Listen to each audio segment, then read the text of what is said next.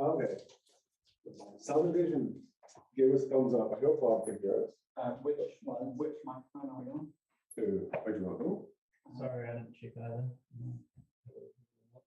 Hopefully not that one, I think.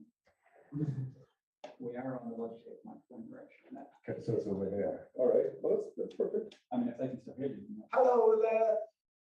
All right, let's put it this way.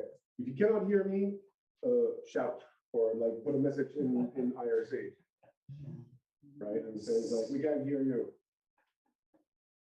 I don't see a whole lot of complaining. So let's open it up.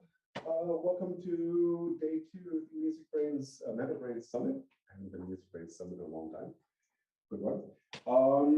So yesterday we did a whole bunch of introductions and so forth, and we did our we did the topics, and we're now ready to actually jump into topics and so forth. We just stuck one particular topic in. We took the number 3 topic that like almost no one wanted to talk about, and that is the bug tracker. And we basically just agreed that we should ask the community to see if we can get a privacy policy exemption for Jira so that we can just move Jira to the cloud when we're forced to do so. And if the community says yes, then it's a done deal. If the community says no, then we'll have to revisit this topic. It's going to be a lot more work. Going to be a lot more work. I mean, that's one of those things that we'll have to tell the community. It's like, look, if you say no to this, then we're going to spend a month not writing new code and fucking around with a bug tracker. So, you know, if we couch it in such terms, hopefully this will pass. There'll be a community or blog post addressing this sometime after the summit. Ivan is basically said he'd poke me on that. So that's one of the least popular topics out of the way. We just snuck that one in. Now we're ready to jump into the first and most prominent topic of the day, and that is the future of CritiqueBrainz, which had 11 votes. Alistair, do you want to lead this one? I have no notes, but I will leave this one. Doesn't need much of a lot of minutes. A lot of notes. I hope not.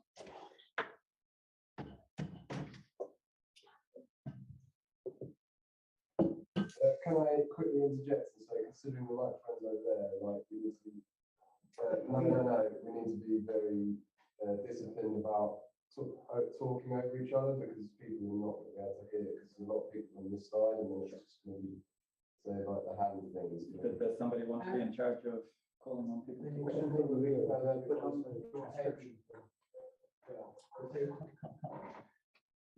Maybe I can. Oh, Joe.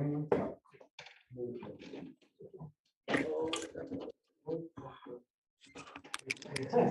tested this, but I think I'm sure. Yeah, I'm going to blame you.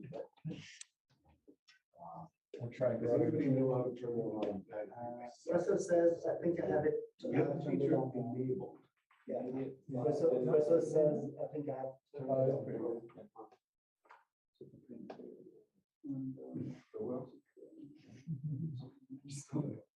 I'm just going to do what I need.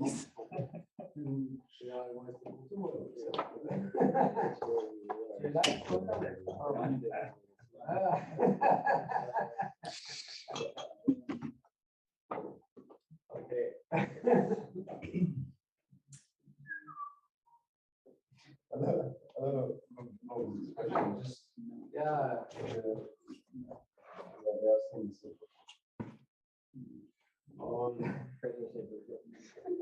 Okay, so yes, we want to figure out how to turn on the transcription, the Zoom UI. It's crap. Would somebody please figure out how to do that, and then tell us how to do it, and we'll do it. Actually, Fraser is co-host. We should, in theory, be able to do it. Russell has said, I think I have turned it on now. I mean, there is a pop-up that says it has been added. Los participantes con los permisos pertinentes pueden guardar y compartir la transcripción de esta reunión con aplicaciones y otros. Okay, so that sounds enabled, but not actually active. Mostrar subtítulos. Hello.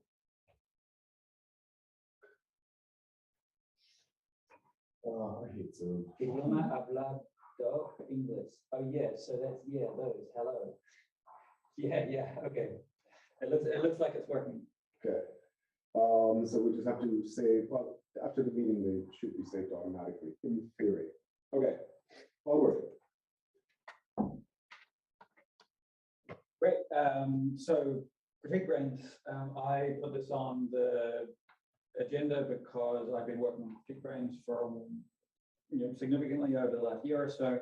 We've had great development done by Anch, but also by Lucifer and others helping out on that. We've had lots of administration, sort of moderation, that's the word, moderation support by Simon, which has been great. But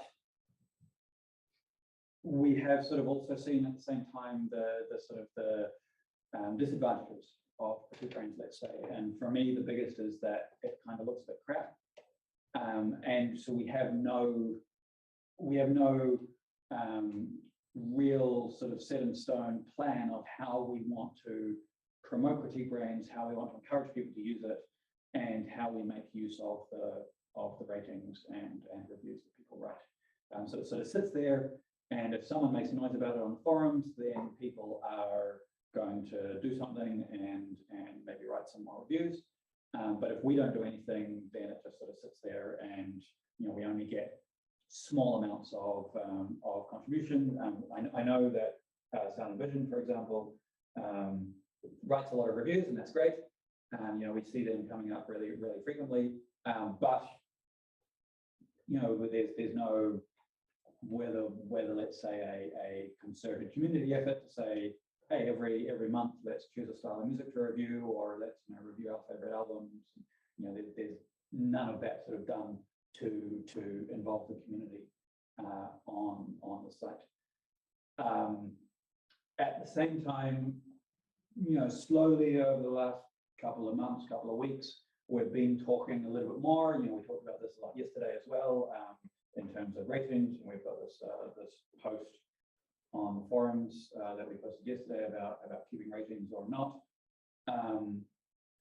and sort of also thinking about development resources that we have. It doesn't make sense to have someone working a significant portion of their time on the CritiqueBrainz website itself, and also then tying into our discussions and future plans for ListenBrainz. We really want to have in ListenBrainz a page for artists and for recordings and for releases. But we know that if we go and do that, then that's actually completely replicating what we already have in CritiqueBrainz as well. So the question kind of becomes, what do we do with CritiqueBrainz? Do we want to keep it exactly as it is? Do we want to start subsuming it into other projects? Do we want to make it more important in some places, less important in other places? The general feeling of the summit so far has been, reviews are great, we want more of those, but maybe the CritiqueBrainz website is not the best place to be the main interface into reviews. So a couple of things that we've talked about, which seems to be getting a lot of interest, is perhaps moving reviews. The location to write reviews for music-related items should actually be in ListenBrainz and maybe MusicBrainz to a certain extent, talking about some things like events and places if we don't have those in ListenBrainz. And then keep the CritiqueBrainz concept, but it basically turns into a database and an API to store the reviews, and then when you want to interact with them, you use one of the other sites, the Brainz, MusicBrainz, ListenBrainz. I guess that's the overview, and then any comments, any suggestions, any ideas? Okay. The one thing that I'm not sure how it will be translated if we move the front end of it to the website is how do you browse reviews? Because the rest, entering a review, seeing what the artist or the entity you're reviewing looks like, all that to me makes sense because we're going to do that anyway on the website. But is there a way in ListenBrainz where we can say browse all the reviews for the music? Because that's the one thing that could be useful from the CritiqueBrainz website. So we have an API for that. So you could get a list of recent reviews. You could get probably a list of all entities that have reviews. If you want to have a page where you can then link to that entity page and see the reviews. One thing we haven't sort of talked about, and I don't think it's necessarily worth talking about now, but whether that interaction with between, say, ListenBrainz and CritiqueBrainz, whether that happens over the API or over the database. We're on the same infrastructure anyway, and so if we find we need to write a SQL query that executes quickly, that runs in ListenBrainz but actually gets the CritiqueBrainz reviews, then I don't see a problem with that. Technical detail, that's easy to solve. Though that being said, that makes sense for, let's say, artist and release and recording reviews. I wonder about things like place reviews and event reviews. Does that mean we would have to add place and event review browsing into MusicBrainz if we wanted MusicBrainz to be the location for that, or do we want ListenBrainz to support places and events? The feeling would be ListenBrainz support the places and events. Okay. And so my thinking is, since we have two projects that are using the same base code layer, we can import things wholesale as we see fit, and then eventually when we've imported enough stuff, we'll just turn CritiqueBrainz off, at least the web interface for it, if we decide that to do this folding in. The backend obviously stays there because the backend also is doing work for BookBrainz as well, and for MusicBrainz, so that can just stay effectively unchanged. Whether we merge the code base into ListenBrainz code base, completely different conversation on important now. I think one of the things that might be good at this point is to actually come to a decision of folding CritiqueBrainz into ListenBrainz, because that kind of determines which paths we're taking down the road. And we have one editor, Sound and Vision, here, who's like one of the most engaged users, for what I can tell, in the CritiqueBrainz world. Sound and Vision, what do you think of this idea of merging CritiqueBrainz into ListenBrainz? Hi, so everyone can hear me? Yes. Yeah, cool, right. Yeah, so I've just popped it in the IRC. So in my opinion, it would make more sense to have effectively the portal to the CritiqueBrainz content to be done through ListenBrainz, which I think is what we're sort of going for here, what we're sort of talking about. And if that is the case, that sort of works out quite well in potential ways of sort of encouraging people to make reviews. So ListenBrainz knows what you're listening to and how much you've listened to it. So you could even have then something almost like a weekly notification to say, hey, you listened to this album for the first time this week, and you listened to it, quite a bit. So you must now have an opinion. It'd be a bit weird if you listened to an album, say, 5 times in a 7-day period and didn't have anything to say about it. So, and then it's sort of like then encouraging people to sort of type something out. Now, sort of a website that, again, that exists out there that you can sort of do reviews that are kind of like the style of is Letterboxd. So that's sort of there to do reviews against like IMDb, and on Letterboxd you'll find some people will just write effectively a comment, like a short statement. They'll go, oh, this film or they may write 4 paragraphs, which is sort of more of a traditional review. And I think one thing that would be quite good, because one thing that I found a lot, certainly when talking to sort of other people that are in sort of the MusicBrainz community, is they sit there and they go, well, I'd like to say something about this, but I don't feel like I could write 4 paragraphs, or I don't think what I would write is actually useful. And the sort of encouragement there needs to be that so long as you write something and it's not pure spam or blowing your own trumpet for your own band, then we should take on sort of anyone's sort of reviews and opinions on any sort of music. Then it doesn't matter if it's a short paragraph or if it's like I said, 4 paragraphs, because I think that's what scares a lot of people. So when you go onto CritiqueBrainz right now, you get pretty much, and I have put this to on the forums, I think before, you get usually the same few featured articles, and they're great. But they're very traditional reviews. We're talking, you know, sometimes 4 or 5 paragraphs, very detailed, sort of going to the nuances of music. And people sit there and they go, well, that's what I've got to write. And then they sit there and they go, so I won't give my opinion because I can't say anything better than that. Whereas really what we should be doing is encouraging people to say, look, you know, write what you want to write it in your own native language. So we shouldn't be, you know, you can only write reviews in English, which is, I think, something Discogs had for a while, which is very sort of isolating. You know, that's sort of very sort of narrow-minded if you just allow people to write in English. We should allow people to write in the native language or the language they feel most comfortable to write in, and they can write something, you know, like I said, from short paragraph to, you know, reasonably long. But that's sort of my opinion, and the way that we can then, I think we can encourage more people to make reviews or comments or however you want to, pretty much critiques, let's be honest,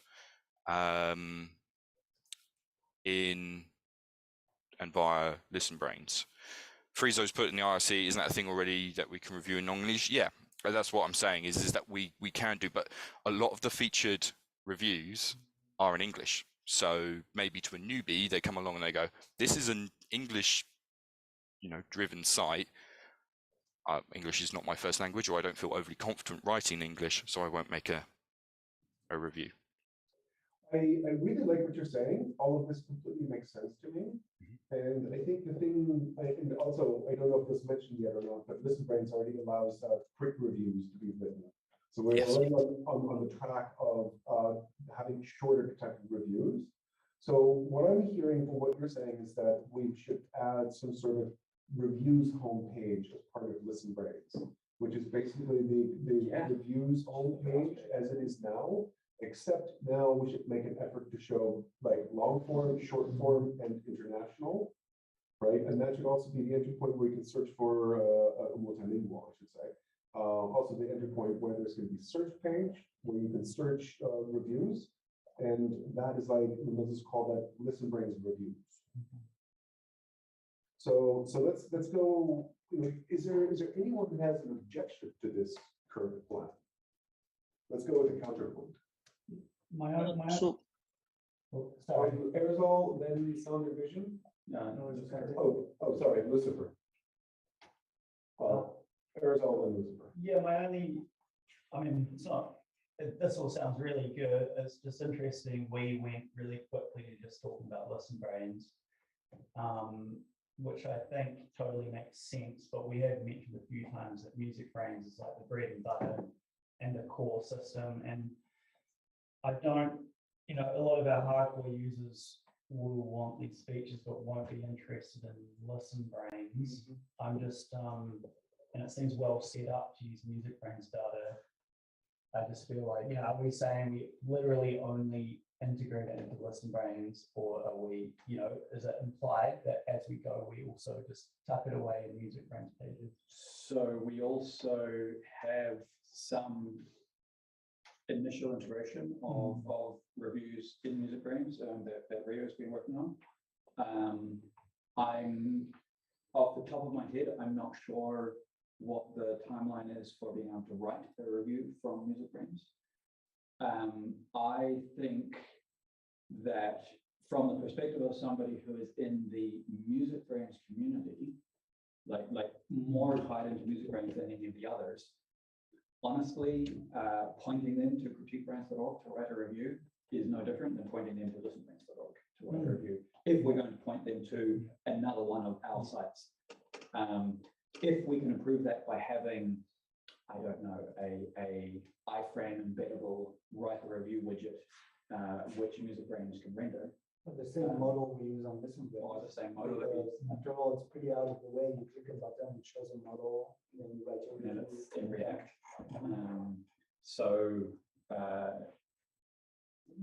Yes, I guess to say, even if we have everything in ListenBrainz for all of the entities that are in MusicBrainz, I think it also makes sense to relatively tightly integrate into MusicBrainz as well. Lucifer? Hi. So I wanted to say that ListenBrainz supports only reviews for recording artists and the release currently. ListenBrainz does not even have any concept of a place or a release group, etc. And CritiqueBrainz allows us to review all the entities in MusicBrainz. So we cannot, I don't think it would be possible to just integrate CritiqueBrainz into ListenBrainz.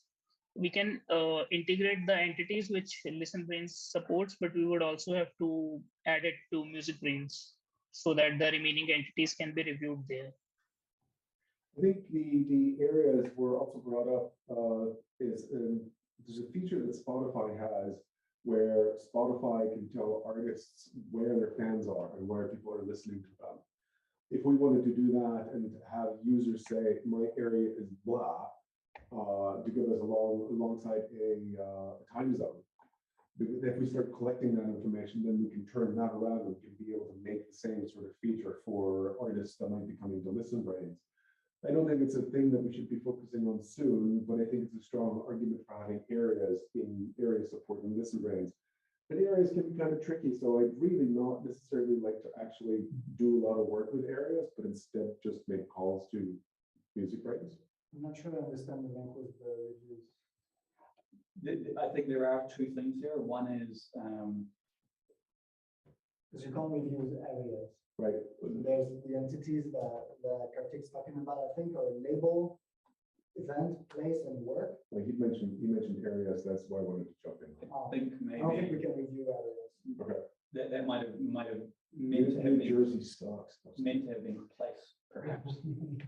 But I think the kind of sentiment still stands, though, this idea that Some entities that aren't necessarily a good fit for ListenBrainz right. because we don't surface them. Work in particular, So we'll do the MusicBrainz. I think that's correct. Is that a problem that we're going from a single location to review everything in the MetaBrainz ecosystem to saying you have to go to an external place to review it? So if you want to review a work, you have to go to MusicBrainz. If you want to review a recording, you have to go to ListenBrainz. If you want to review an author, you have to go to BookBrainz. Personally, I think all the MusicBrainz entities should be reviewable from MusicBrainz. And then In all the addition ones to- that you can't see on ListenBrainz can be reviewed on ListenBrainz, and all the ones you can see on BookBrainz can be reviewed on BookBrainz. For works, there are currently no reviews in CritiqueBrainz for works, so maybe it's something that could be scrapped or that has not found a use. Yeah, that one's really weird anyway. I mean, because like you don't really consume Beethoven's Fifth, you consume Karajan's recording of the Fifth. Yes. Right. So how can you review an abstract entity that has not ever been fixed to a medium? This ties into long discussions we've had about BookBrainz as well, talking about the concept of a work compared to a printing of the work, compared to a particular book that has a particular version or translation of it. Yeah, Compared to what the user thinks about. I think books, that concept of a work makes more sense as opposed to in a musical work that feels a bit like. But I think it does for songs because if we ask people to review each recording, it will be hard to have a review for each one. If you ask people to review a song or an album, which is a release group, you get more than that. I think maybe the thing that you're saying is that the reviews that we currently have for recordings really actually more are works. In some cases, I think. Yeah. So we've talked a little bit about this in If you terms of. if you look at reviews in the press, they review an album, they don't review the CD or the cassette version of the vinyl, they review the album. Yeah, it's more single. But if you go to a concert, you review the live recording. Yeah, of probably not. Yeah, that would be an event. Yeah, you can review an event, you can even review a recording or a specific Rios release. had his hand up for ages. So Rio and then Real? Yeah. So like one thing that you are completely skipping at least is classical works.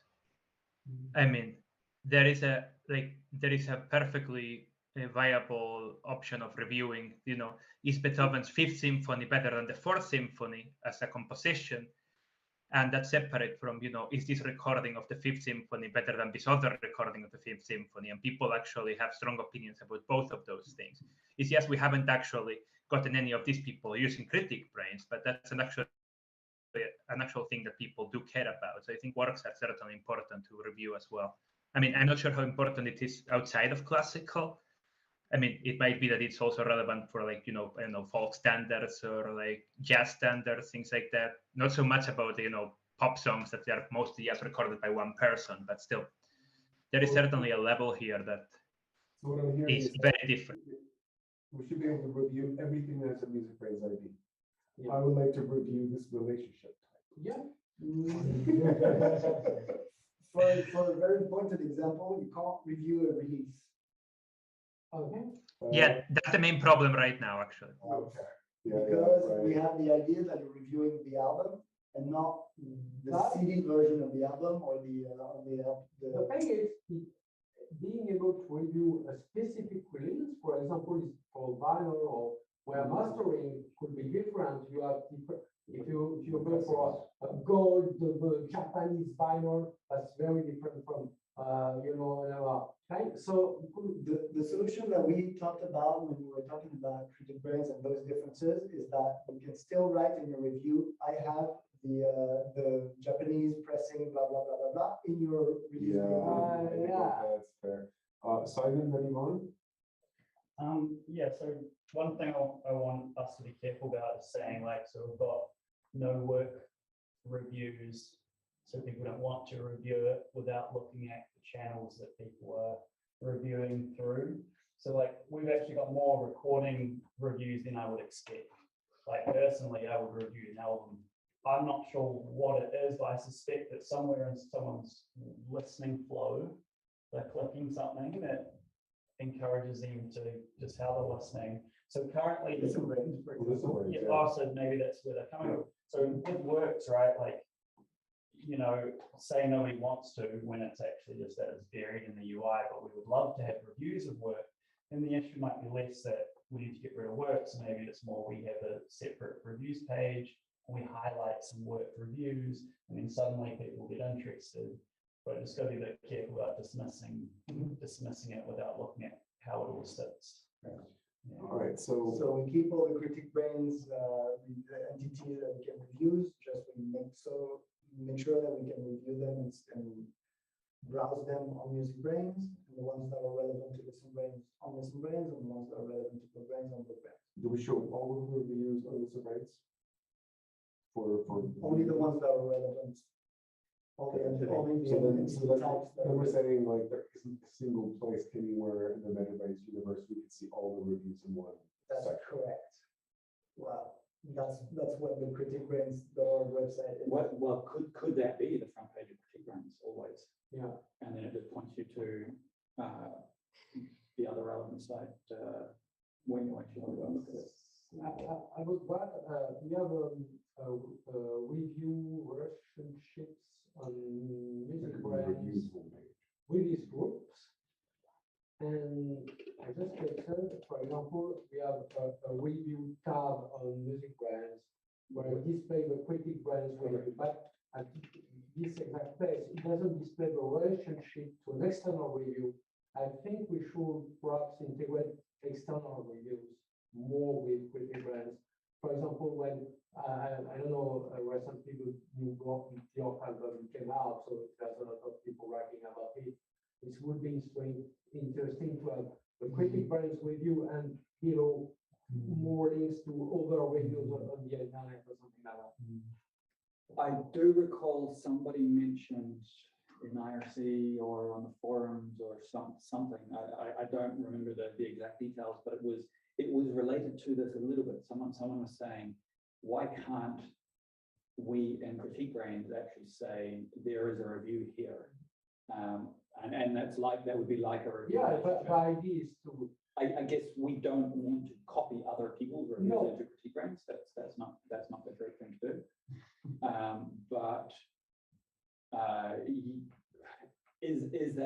this seems like we're talking about new features, and I'm not sure if this is the right place to do that. But MusicBrainz, you can have a link to the review. So you can have it in MusicBrainz. So maybe that just means opening a ticket for Rio to add relationships to that same tab. Just display that as a link in the sidebar.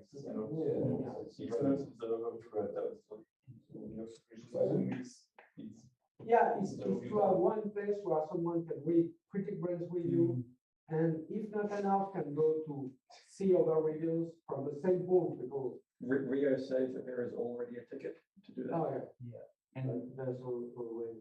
and yeah, and that's really interesting, because all of a sudden, editor who's not like our typical MusicBrainz editor isn't necessarily the kind of person to write a review, but they are the kind of person to obsessively install a script that will automatically link all of someone's reviews to an item, and then if we display that, that's quite a rip. Also, even thinking a bit further, like creating it more as like a widget or an add-on that people put into an external site and then collect reviews that feeds back, so that we're really becoming the central point for a whole bunch of stuff. It could be interesting to think about.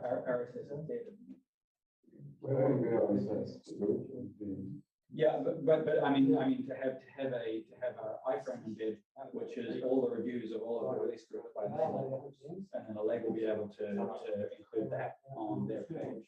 Yeah, so have some way like filter.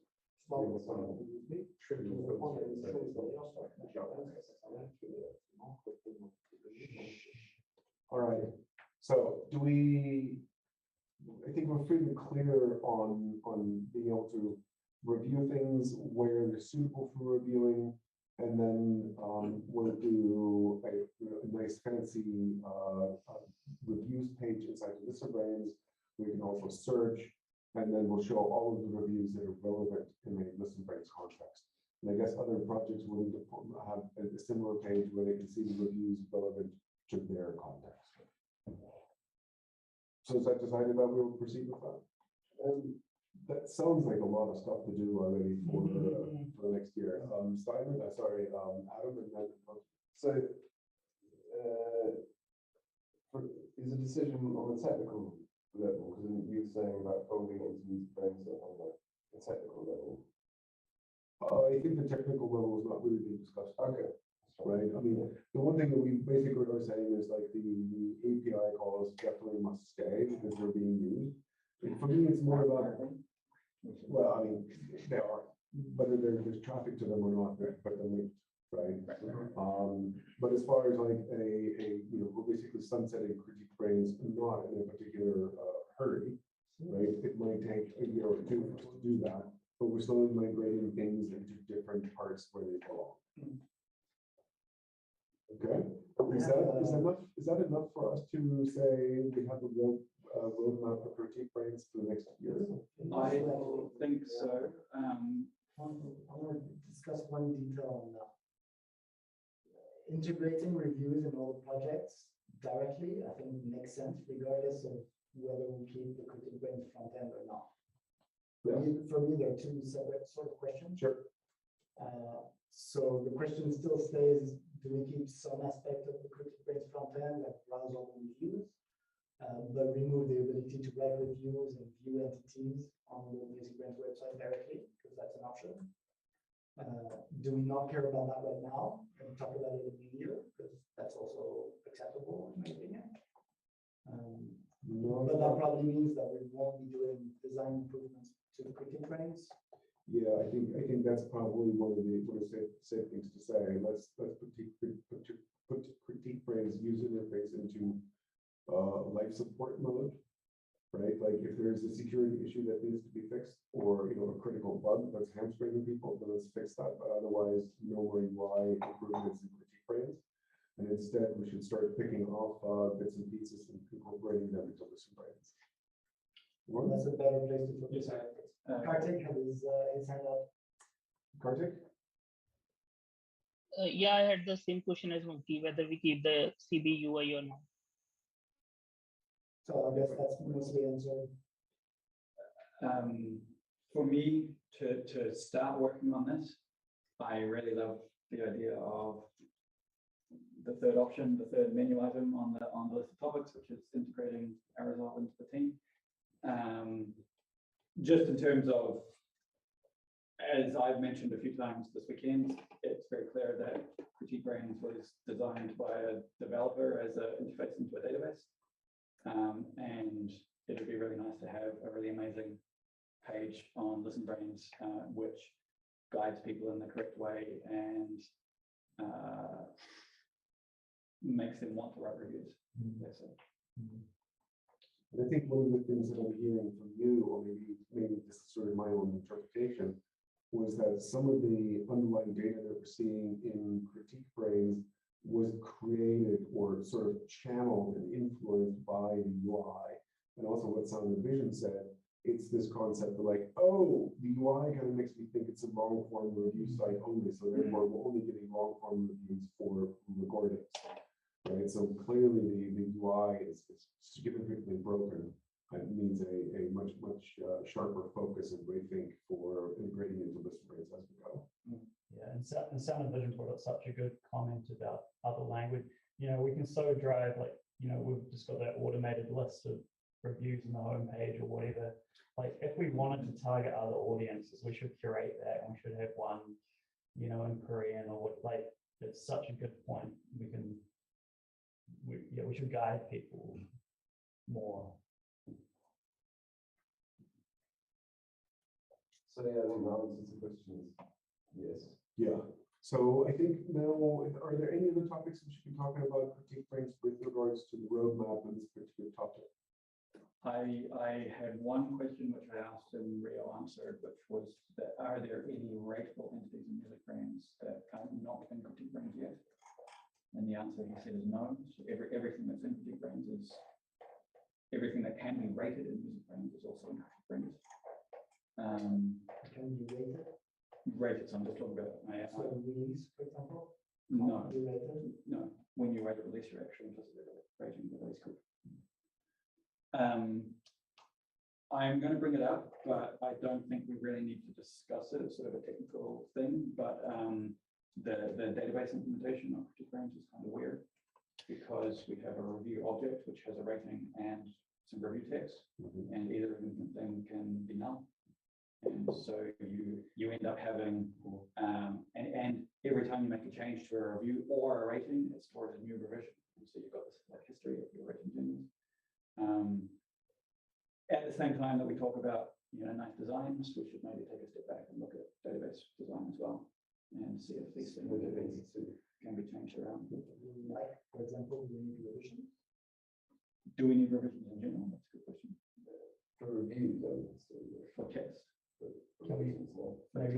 Maybe Sound and Vision could. it sounds like breakout. Yeah. Yeah. I mean, I just wanted to mention. I don't think it's worth a big discussion. Sorry, one more thing, which I didn't really introduce when we were discussing it initially. So we're talking about having an interface for reviews in MusicBrainz, be that to view reviews or to write them for particular entities. Tying into our discussion yesterday about ratings keep nuke, and perhaps that can follow on that forum discussion. Are we moving ratings from MusicBrainz to CritiqueBrainz? Yes. I think it makes sense to me. It does make sense. With all of the integration things that we're doing, especially with accounts and this discussion that we're having, I think it makes more and more sense. And it's easier and easier to do with the new OAuth. It would be seamless on MusicBrainz website to continue rating. So I think the thing that needs to be coupled with that is the proper definition as to what a rating means. Right. And I think we kind of had a consensus that we needed to define what that is, even though the Rate My Music doesn't have that. I think we were kind of saying like this is something that we do want ourselves, and that means it needs to be worked out when we make these sorts of changes. Sorry? Okay, Elizabeth? Hi. So in CritiqueBrainz, we can also comment on a review and rate a review. So when we integrate ListenBrainz and MusicBrainz, do we keep that functionality? Good question. Somebody pointed out to me that they knew that there were comments and knew that nobody found bugs in it because nobody complained about that. Oh, the comment button just did nothing. Yeah. But I think in terms of like other sites, so we've got no way of facilitating user discussion. And if we want LB to be big, right, like people want to interact with each other. And like it's kind of a sneaky way of chucking in a chat box, you know, like that's basically what it is. But let's say Goodreads or whatever it is, it's a big driver that people can come in and be like, yeah, good idea. Like maybe we don't want that, but it's just if we want interaction, if we want LB to be social, we would have that, you know. Yeah, I think my gut reaction to that is that, you know, we talked yesterday a little about notification messaging and have that as a breakout topic. I think we need to start doing that, right? Because that's one of the elemental features of social things. And if we reinvent something that's a really social thing over here in ListenBrainz, we'll never get around to actually doing the full integration with notifications and messaging. So I think that'll be the better way of doing it, because that can then be pulled through all the projects and one unified scheme put on. But the difficulty in that is that's a fairly large project, and that's nebulous. We've been pushing that ahead of ourselves for 7 years. So that's tricky. And in contrast, probably what you were describing is We've already got it. CritiqueBrainz. yeah. I mean, but then so that does mean if we break out viewing of reviews into various sites, it means all of those sites need to implement that functionality. Yeah. But as Nico pointed out, if that's just a React component in the design system and everybody is using React, then it's just a Open in the design system. Rio is going to stand up. Hey, yeah, so basically I was thinking about the whole commenting and whatever. Yes, wanted to say two things. Like, well, one is that whether we decide to leave the commenting or not, I think it makes sense to leave at least a rating if we are gonna still want to like try to show reviews for an entity in order of usefulness, as we're trying to do right now. I mean, right now the API returns the most popular review. So like you cannot do that without some sort of way to at least upvote, downvote a review. Or even you can even remove the downvoting if you want and just have upvotes if you don't want negativity in there. But there should be a way to be like, you know, this is the most popular review and it should show first. I think that's actually useful for a specific entity. And the other is that about the community interaction point. I mean, right now, at least the schema I had and the ideas I had for the basic interaction in MusicBrainz was only direct user to user. But something like the Goodreads comments in a review are often like 5 or 6 different people, like who in the end are not even talking directly about the review, but they're talking about someone else's comments about the comments about the comment of the review. So, I mean, those are not the same concepts. If anything, that's more like a forum post. Like whether we want to have that separate or we want to have them being, you know, forum posts, which is actually maybe possible, you know, like each review could have an associated discourse post created or something. That's a different question, but I don't think it's the same as a messaging system.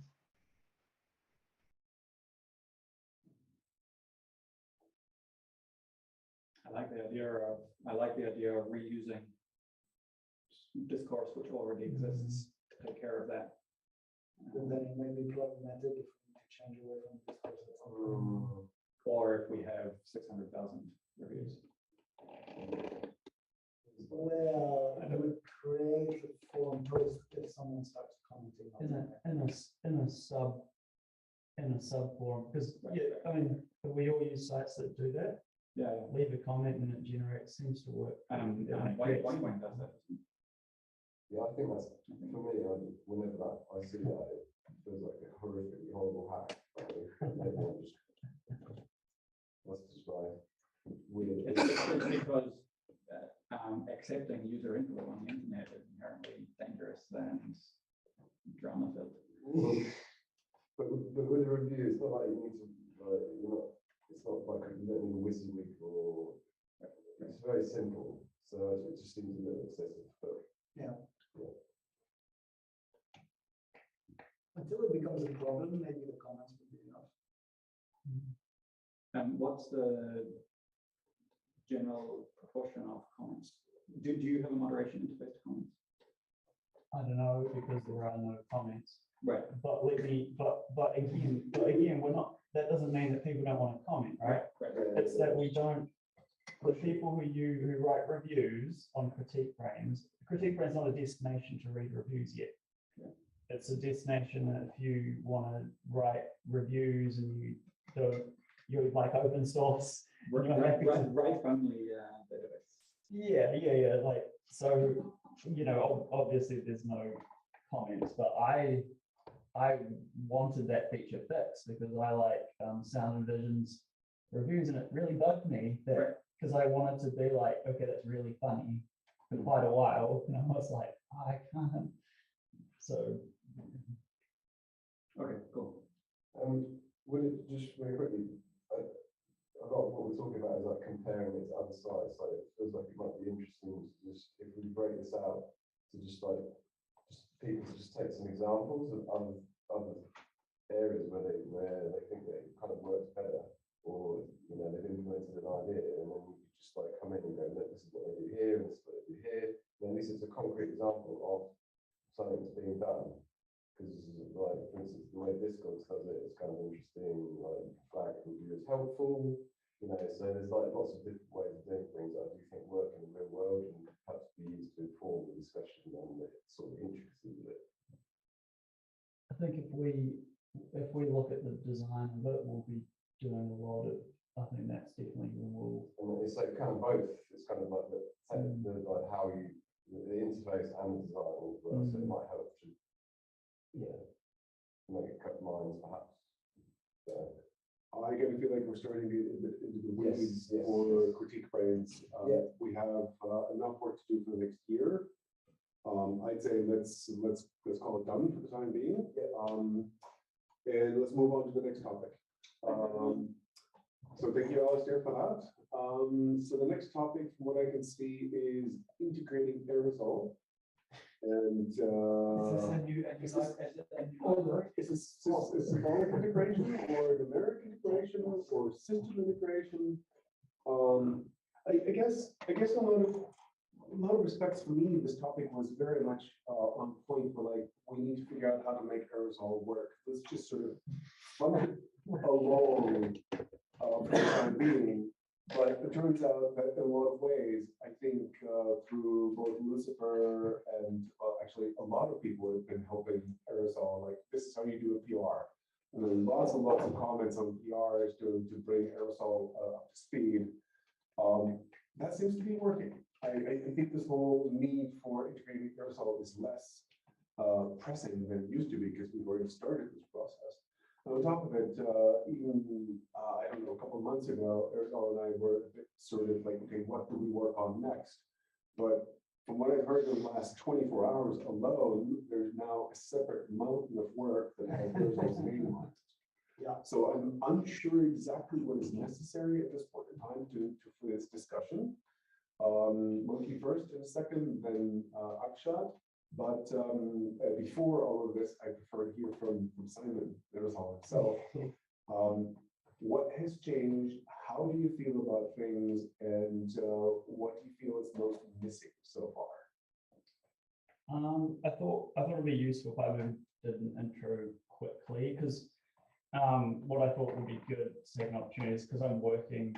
I think it's not clear to everyone what I can do or what, it's like, here's the designer, and I talk to some people, but like, it's pretty nuanced, right?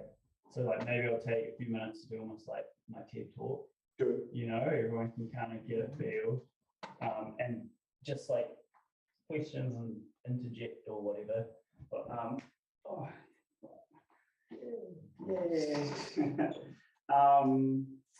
just made these notes yesterday. So my background is like nerdy guy, pretty creative. Then I went to design, studied design at uni, got less creative because design's not actually necessarily that creative, but it works for me because I like to organize stuff, you know, like organizing information, like visually and through the process for me is really rewarding. It kind of like ties my interests together. So I'd say my design skills are much less. I mean, I like doing illustrations and pretty pictures, but that's not really what I do as much, right? Like people are like, oh, designer, you must do cool t-shirts and posters and stuff. And I'm like, well, I'm kind of doing PowerPoint templates and brand stuff, telling people how many pixels to put around their shit, right? Which for me is rewarding, and I think it fits well into what we're doing, which is pretty, you know, it's got to look really nice for me. It's got to work really well. It's got to be consistent. The user's got to have a consistent experience. For me, that's number one, you know, and I think this works well with how MetaBrainz kind of sees things, you know. So the other, as I went, I've worked for a lot of nonprofits because my mum had a nonprofit and I kind of got to work for her, which her last name's different, so that really helped getting more jobs later. So that's like a lot of nonprofits, and particularly New Zealand, you kind of do everything. So like I'm not too specialized. I've done like some web design way back, but also marketing and comms. So we haven't touched on this much, and it's come up a few times, stuff that Rob said. Like I'm pretty used to looking at a product from start to finish, including the blog posts, getting the feedback, you know, and I wanted to talk about this a little bit, which is how I see design and how I can kind of tell MetaBrainz doesn't really think like this. Like developers don't really think like this, right? And I thought of a good example in the shower this morning. Teachers will be one. Yeah. It's like you think of a tube of toothpaste, right? And it's like someone's just selling it, there's advertising, right? But there's a really long process here that like the big companies, they make a lot of money and they think about this. They've got the ad and that you see throughout your life, and then they're buying the shelf space that's at eye height, and there's much more of their stock in there. And then it's not just a tube, it's in a box that's colored a certain way. It doesn't have to be crazy, but and then in that, when you use the toothpaste, it's got some nice colors on it and it tastes kind of nice. It's just fucking toothpaste. Like does this kind of make sense? Which shows how much effort goes into something which is quite true. We imagine to be quite yeah, and if you think about selling toothpaste, you don't and a company that sits down to just make the world's best toothpaste isn't going to make it.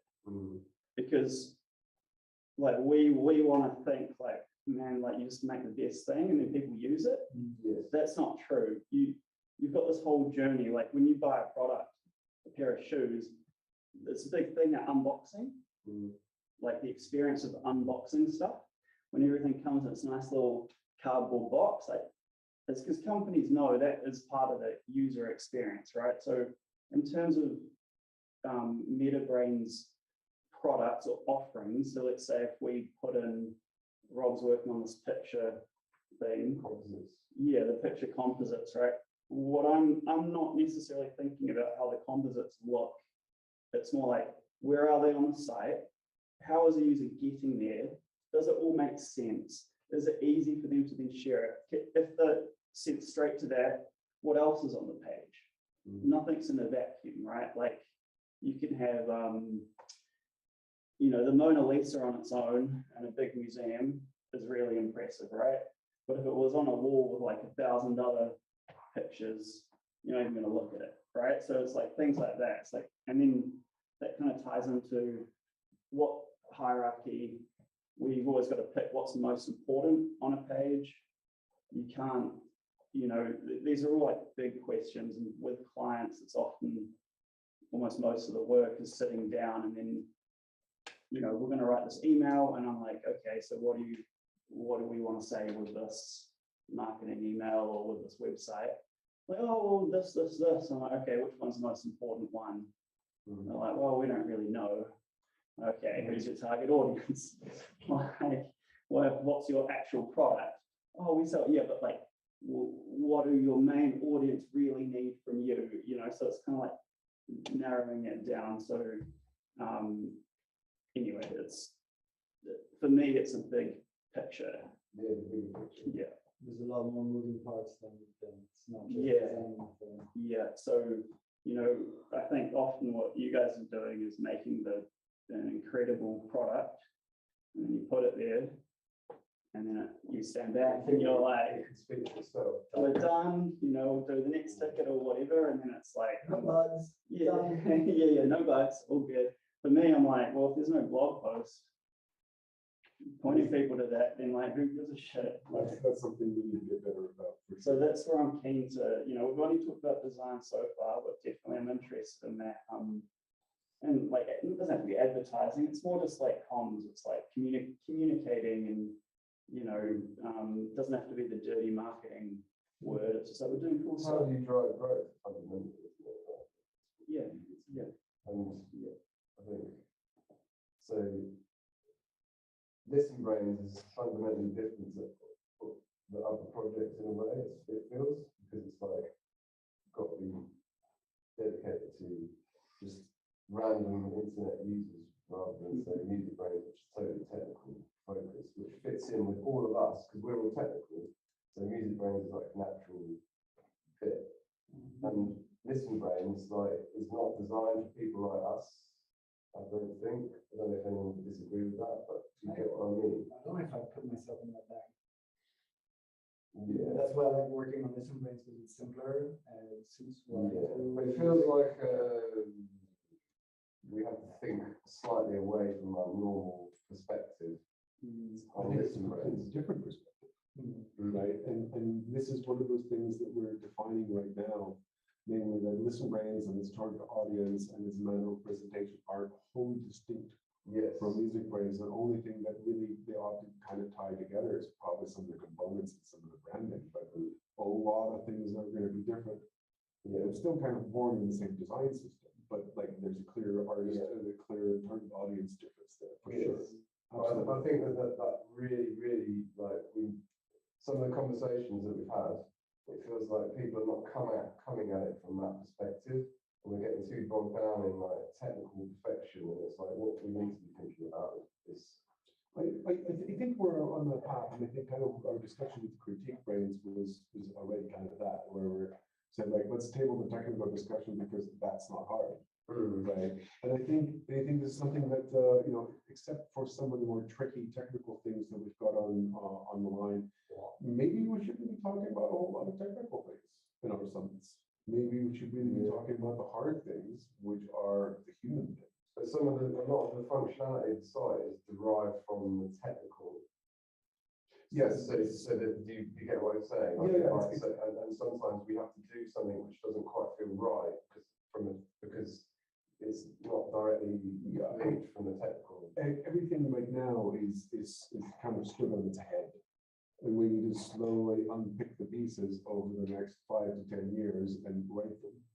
I don't think there's anybody arguing. But I think Aerozol represents like a real good perspective. Oh, of course not. Yeah, And right. it's like, to me, yeah, and it's definitely ListenBrainz, but even MusicBrainz, which kind of, I mean, it helps that the audience is much like, I think, like most of us, right? But even then, it's like looking at the channels where those users are coming from, you know, and for my job, I would be looking at those much more closely than we currently do. It's like, well, as far as I know, I don't know, maybe someone's dug around, but like, if everyone came from Last FM, then that'd be a really big focus, you know, because that is the start of that whole journey, or identifying other channels. So like, yeah, even MusicBrainz, looking at the whole thing is sorry. No, all good. So, I mean, you gave us a good introduction to your capabilities, and it's a change in the way of thinking that we really need. And And to me, this also feels like there's a change in workflow that's necessary. Right, so the gut reaction is like, nobody can ever publish anything again unless Aerozol has signed off. Right, and that's a fantastic way to hamstring ourselves. Let's not do that, right? But how can we kind of ensure that any work that we do that has a visual element that we show to our users actually has had an akshat, a monkey, an Aerozol looking at it, right? People that actually have an eye for design and have looked at it and said like, okay, yes, you're on the right track. Hey, let me make a mock-up, something. What are the thoughts on how to get our workflow adjusted? And I think if we adjust the workflow, that is the integration of Aerozol that we're kind of seeking. And that was on my list to mention. What you just mentioned is like, I've got no interest in anyone feeling like, oh, now we've got to run everything through this guy. Like, I want to be helpful. Yeah, and it's really important to me that I'm giving you what you want, and then we can kind of work together on it, because otherwise it just doesn't work, basically. And so far the feelings make you think, fuck, someone else is going better opinions on design. Well, should we maybe sort of say, if as an engineer, you are embarking on creating a new page that gets shown to the user, one of the first things that you should be doing is engaging Monkey, Aerozol, Akshat, one of them, to basically work with you to figure out what the composition of this page is, right? There needs to also be, I think the engineer needs to have a bit of a think as far as the kind of questions that you just threw out there, that the questions that you're going to ask us immediately. Target audience, what are the most important things to show on the page? Like, what do you wish to convey in this page? What do you not wish to convey? Those sorts of things, right? So I wonder if there's maybe a checklist that an engineer should work their way through as a mental preparation towards having a conversation with a graphically design-minded person. To the point where when the design-minded person engages with the engineer, they don't actually have to pull all that shit out of your notes piece by piece. Also, like a set of principles as well, general principles to try. I mean, it's kind sort of similar, but I mean, I know, but that's being worked on. okay. Right? I don't know to what extent that's done, but I know that is definitely one of those aspects, right? And the more these design systems and design principles we have in place, the more that we can communicate them to the individual engineers, the more we can actually promote this design thinking so that engineers can meet designers halfway and make the job better for everyone. But I think, I mean, I would love to actually be part of that, because in my life, I do lots of other things and so forth, and I've created all sorts of, Burning Man projects and so forth, shit and why. I can benefit from this thinking, so I'm fully on board with this, because I've been really enjoying learning things from Monkey, as looking over his shoulder and him going like, not like that. And that's really valuable for me, and I think that it's probably going to be valuable for the rest of the team as well. A good example, right, is, and some of this will be annoying, but when Rob does his image composite thing, I'm going to be like, so what are we doing now, Rob? A new tab every time you create something cool. Is that we just put a tab and, is that like forever? Like, and that's the so that's the kind of stuff where it's like, you create something super cool, and I'm not going to get in the way of that. It's more, I'll probably be asking a question around, where does it sit and how do we guide someone there in the most efficient way, and where do we want them to go after that? How's it related to the other stuff? Like, that'll probably be more the stuff, the questions I end up asking, rather than why have you made it? And sometimes it'll be like, that color looks awful, change it.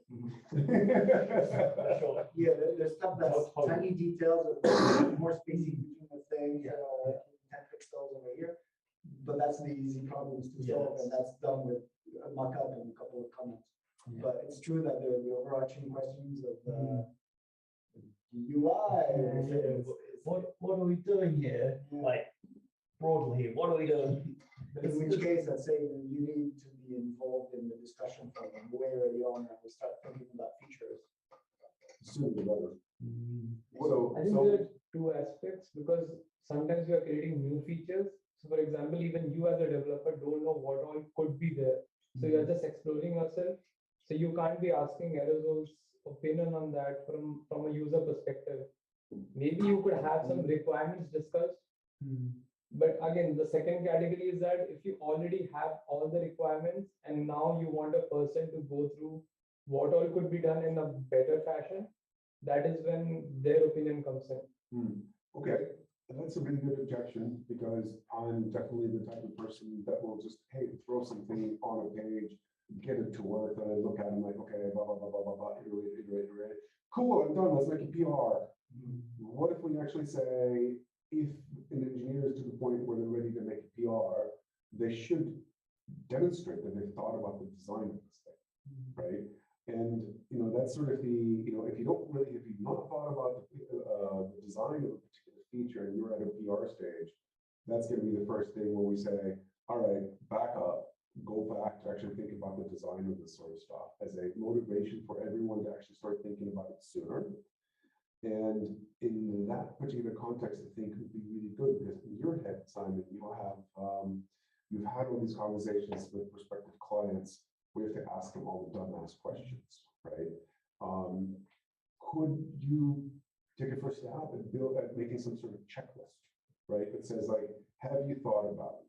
Have you done this? What's the target audience? Yada yada yada yada yada, right? And it's not necessarily that that needs to be filled out form with duplicate, submitted with the PR, Just a job. Right? Like, demonstrate that you've thought about this. Demonstrate that you have thought about it, and by the time it gets to the PR, that you've actually gotten feedback and sort of sign off from a design-minded person. One comment from Rio about this is that it could be part of your templates. Have a thing where you can explain how you said the reasons for the design, but like how you thought about the design as part of the PR. At least the guidelines, I never saw PR templates being used by anyone. We are using them the thing is, it works well for big feature when you have a lot of things to explain, but when that's a quick fix, the template comes in the way. So sometimes I mean, quick fix. I mean, if you're fixing something because the UI is bad and you're fixing the UI, you've got feedback from design-minded people about how UI is bad. Obviously, that's not really necessary for you to provide something like that. But I'm more thinking about new pages, new designs, new components that haven't existed there before. A PR should have some proof that you thought about the UI, had some sort of thumbs up from the design-minded person, so that it seems to be in the right way. Ideally, having mock-ups, right, and then being able to say like these mock-ups are this PR implements the mock-up. Akshat, the monkey. See, that's going to delay the process if the feature never really existed before, because even the designer needs some analytics. Like they need to know how the users are going to react to it. If you're just taking their design at the beginning, you're just relying on their thinking about it. They don't get to research about any of the user aspects. So basically, you could have the design, but maybe even after a month or so, you'll have to redesign it again based on some feedback. So usually, how we make things is we make the MVP. Yeah. I mean, that's an iterative design process, right? That's how we work. But I don't really see how that's any different, because even if you have thought about it first. Yeah, even if you have the world's best designer on board, the best designers in the world. I mean, we see designers at Apple. The very first iPhone prototype is not what ended up being shipped in 2007, right? Yeah. So that's just going to be part of it. So I don't really necessarily see that that's a problem. I think for immediate steps, I think for me it's most important that people actually start thinking about it, right? And if we keep this fairly low hanging fruit as far as like we have thought about this before you do a PR on a user-facing thing that presents a new item to the user. If that's our modus operandi for the next year until we come back here and have this conversation, did that work? How can we do better? If this hamstrings us, and if this goes off the rails and we find ourselves in a situation where we've got this giant backlog because there's not enough time for designers to go do these things, then, you know, somebody raised the arm with me and wanted to go figure out what to do about that, right? But I think it's a workable approach that you're talking about. Can I just clarify, when we're talking about design, we're talking about UI and UX or purely UI? I wanted to talk Yeah, I wanted to talk about I that. think he's just talking about the UI. There's two different things that are side by side and they're essentially together, but one of them is how the thing looks, and one of them is how users are going to interact with it because we're doing interactive pages. The way things look are generally a fairly easy problem unless you're redesigning an entire page, for example. The hard problems are, does this make sense for a user? Does this make sense in the context of the entire website? Is it easy to find? Is it easy to read? Are there accessibility issues? A lot of those you can solve with some very simple mockups. I'll be right back. Couple of examples here.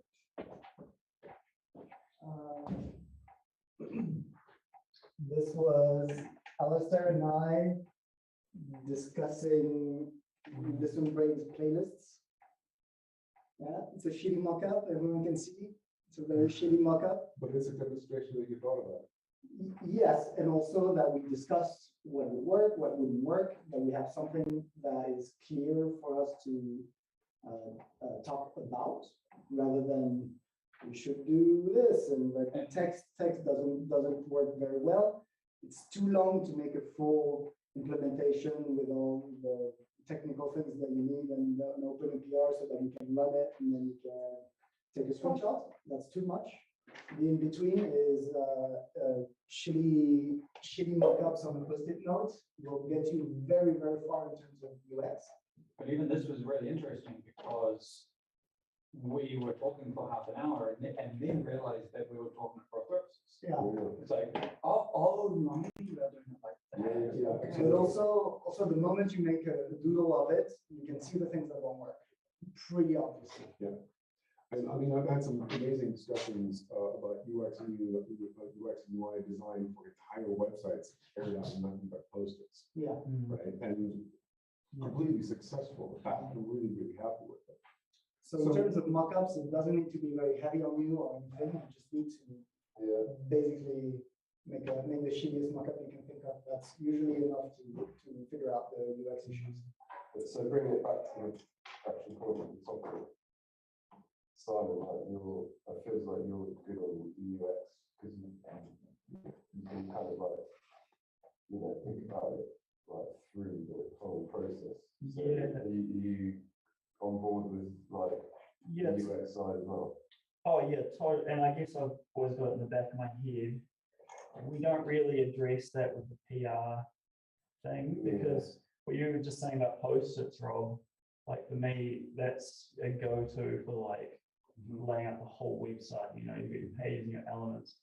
What we're describing here, that would never really happen. I mean, because we're talking about the pieces on their own, if that makes sense, when it comes to a PR. Like I will still ask that question, but I don't know, to me, that still wouldn't mean that MetaBrainz has a plan overall for how everything works. And that's kind of that's like, do I meet with you every now and again, or do we have a project meeting? It's like, because you kind of do need that bigger picture to if you're going to think on that scale, you need to know where you're headed altogether. Oh, yes, I see.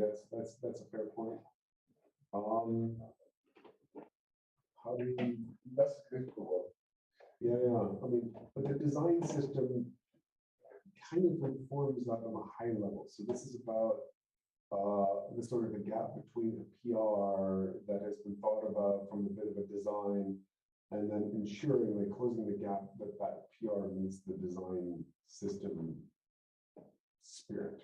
Is that kind of what we're talking about? Well, the design system more dictates how the elements look or how they work, but it doesn't really dictate like usability. Well,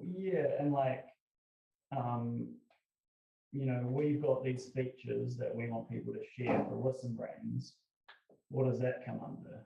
Like, how have we thought about where those features sit within the whole user flow of where they're going to navigate to find those in the first place? Because we've also got to display reviews, display listens, and display your followers. So would the right thing to do in this particular context do periodic UX UI roadmaps, right? Where we're doing a UX UI roadmap, and let's take ListenBrainz for a moment.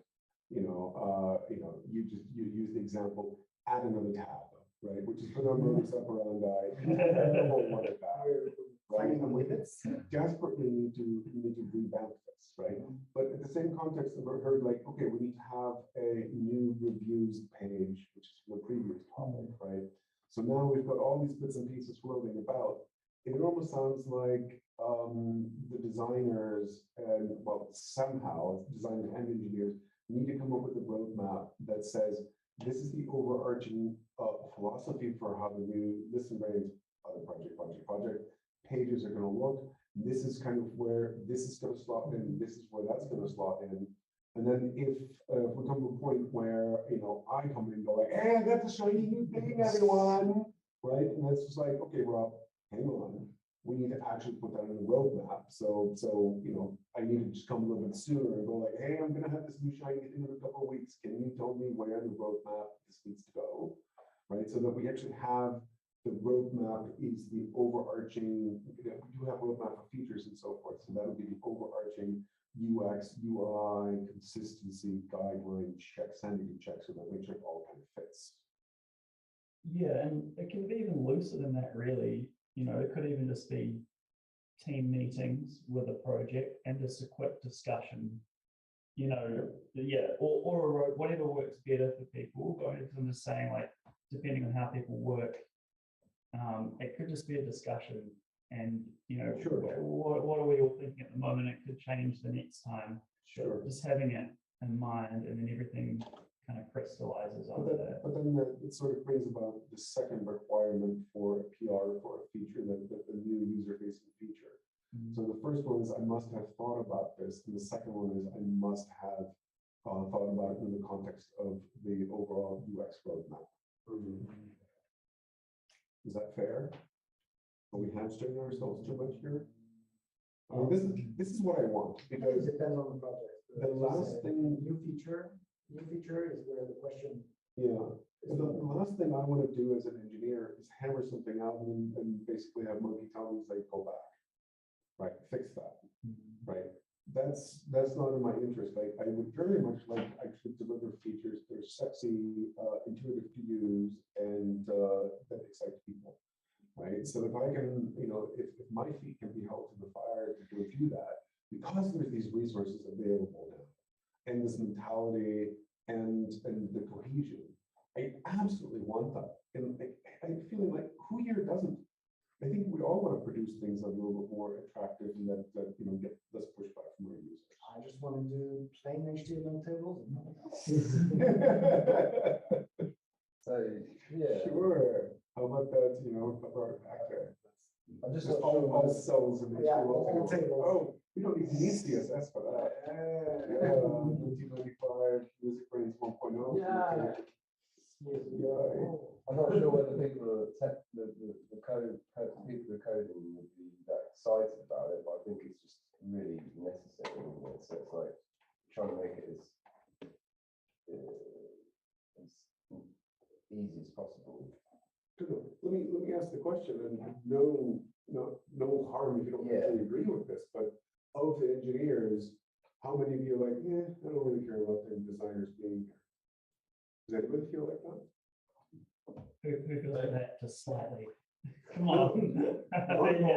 Hands down as far as I could. Right? Like this is what I've been fighting for the better part of 10 years, but the funds were never there, right? So when Monkey said, hey, can I come on board? Like, this is a game changer for us, right? And Javi being on board is summer ago are all game changers. So I'm super gung-ho on this. And the thing is, like, as an engineer, the last thing we want to be told is that your baby's ugly, right? Because we fucking worked really hard on that, right? So let's make our babies less ugly, right?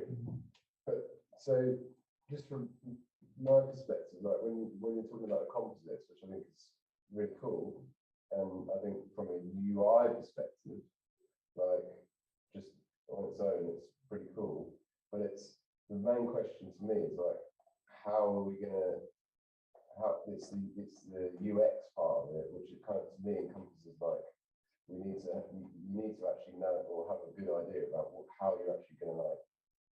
Because like the idea of it is that people are going to share it on different platforms, and it's like that's a UX kind of thing, and to me that's like if you don't get that part of it right, then even though it's a great feature, it's worthless. And just to put it in the context of that particular feature, I did this grid of ListenBrainz.org. I did that as a demonstration piece for me to have a conversation with the board of directors. Okay, that's the liability. Yeah, right. Okay. That's my target audience. Right. Yeah. So I am so far, like I'm not even on the runway yet for doing these sorts of things, right? So I'm not saying like this, I'll be on this is how people are use it, right? Yeah. In fact, like I'm really kind of changing my mind that CSS and JavaScript is probably going to be the easiest legal way forward, not necessarily technical, but legal way forward. Because it avoids all of these things, but I think we have to actually try it out and see if it's performant enough, right? But then if Monkey can come up with a compositing engine that just compositing engine as opposed to composting engine, that just blank page 750 by 750 composites images, right? And we're like, this should work. At that point, we have the core piece, we have another component. Right. Yeah. But then we need to go back to Aerozol, Monkey, and somebody else and basically say, it's like, how does this fit into the context? How does this fit into the roadmap? Right. So how do we monetize this?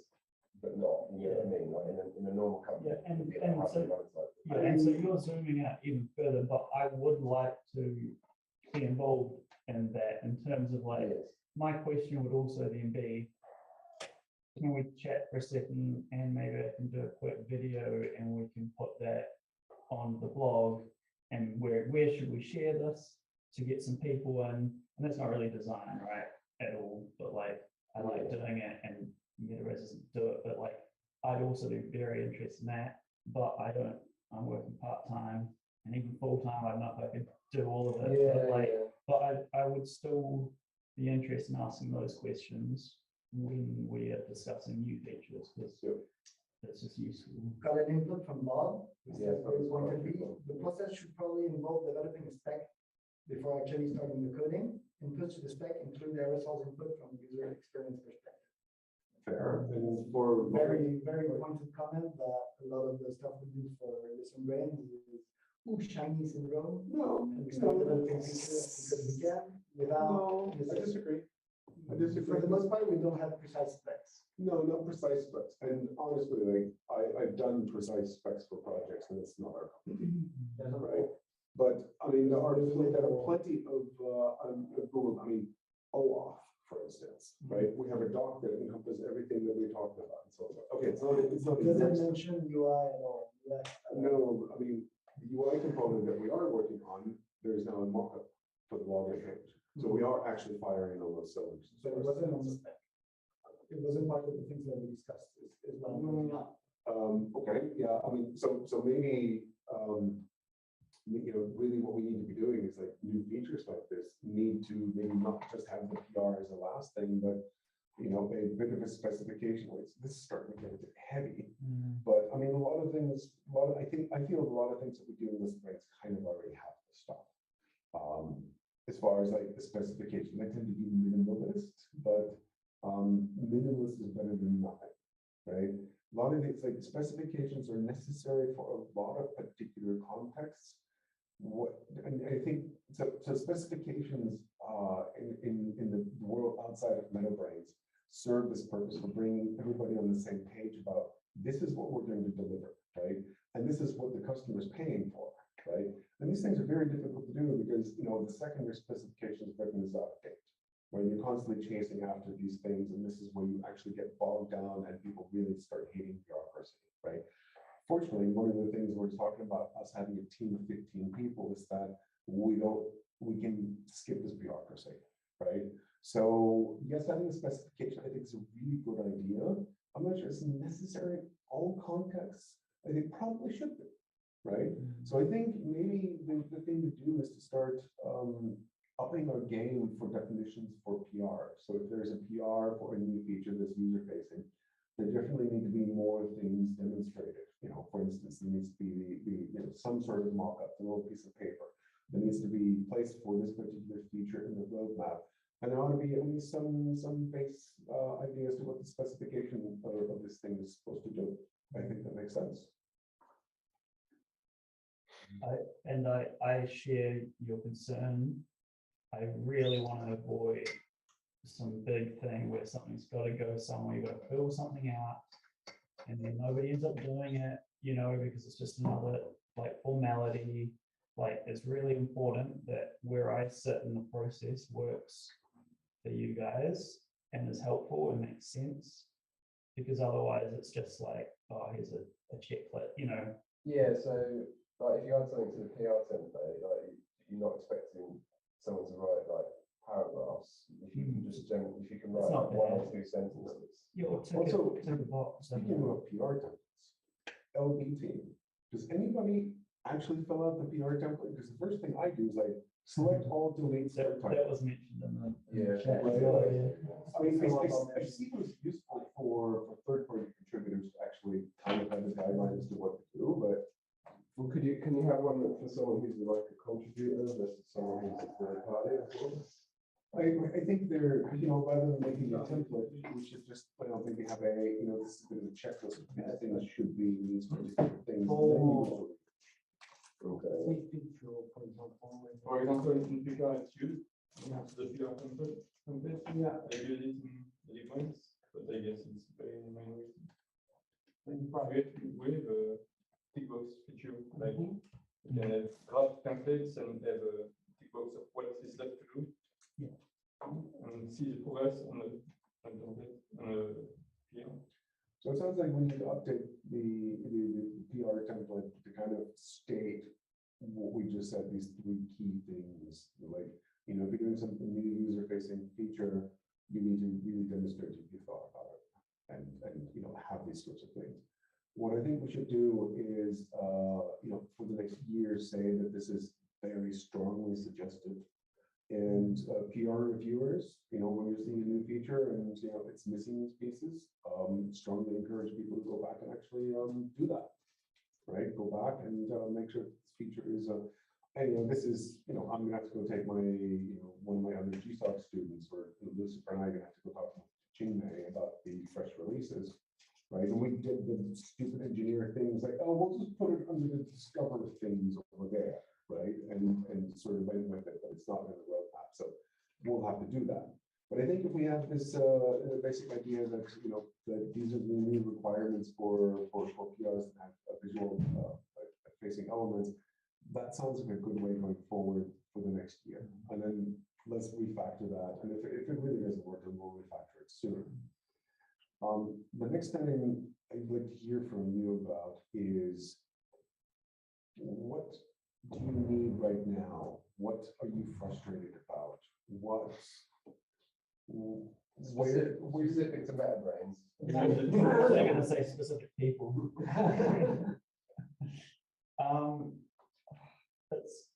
It's pretty good, I guess, because I'm not that invested, right? I don't get that frustrated because, it'd be different. Yeah, when I'm spending like 6 months. I was kind of pointing out, like, you were frustrated about GitHub. Right. And then also, we want you to know more CSS and HTML and these sorts of things, right? So, some of the workflow things about how we do work are being shown to you by other members of the team, which is great, right? But I don't think you're necessarily moving directly on your goals towards like improving your knowledge. How do we do that? Well, it's a bit tricky because I don't, the onboarding, like creating a new onboarding system is massive for anyone or any company. I guess that's probably my main issue, is that like I'm not a developer and I can't jump straight into a project where I can just get get kicking in, and it has been hard. I just kind of hang around the IRC and like pick up some tickets. And people, we haven't really met before, so people don't necessarily give me things to do. So a lot of, since I started, was just kind of hanging around, offering some feedback. There might be some things, but like summer code's a good example, right? Like, I hope it will change now. We've had a good chat and stuff, but I'd expect every student to be sent to me for like a certain element of that, just because that's like how it works, right? So like, kind of sit there and then I put in some feedback, but it was kind of unclear, like, am I part of this code? Yeah, like the design, but also I don't want to step on any toes and people will be like, oh, he's telling us not to do things. So that's been a little bit tricky. The technology side is also hard as well, because I haven't had much of a reason to learn stuff, which for me doesn't, like, it's like, oh, I can find some tickets and try pull the PR. There's not really, it's been pretty, I don't know if there's no end goal to work towards. So if MetaBrainz wanted me to learn more technical stuff, I think they have to be quite clear. For me, it's like, okay, you're going to do this by then, and this person's helping you. So given how the summit has gone, how do you feel that some of the things you just said changed? Because like I'm feeling that, one, we believe in you, that you're well respected, you fit into this crowd, right? So I think your standing is going to be different going forward. That's my perception, right? And do you actually think that you'll find yourself in a position where I'm bored looking for things to do? Because I'm ready to find things on. And that's not at this stage, and it's good for me because it seems like I'll probably step back a little bit from being like, oh, I've got to go learn JavaScript or whatever, into like more just doing what I do anyway. So that's much more comfortable, and then the other stuff can like come on. But I do resent you saying that I fit in with this crowd. I decided to make that very clear. But yeah, no, it's feeling pretty good.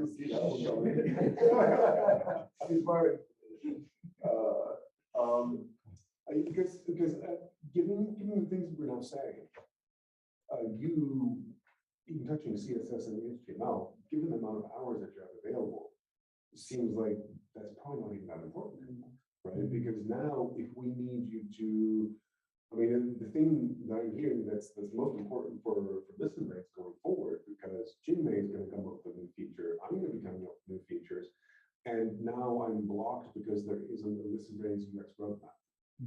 So that seems like that's something I need from you soon, right? And that's not something that doesn't actually require you to have HTML, CSS. Yeah. That's something we've talked about doing. So I absolutely agree that his time is better spent in that area. In the design area.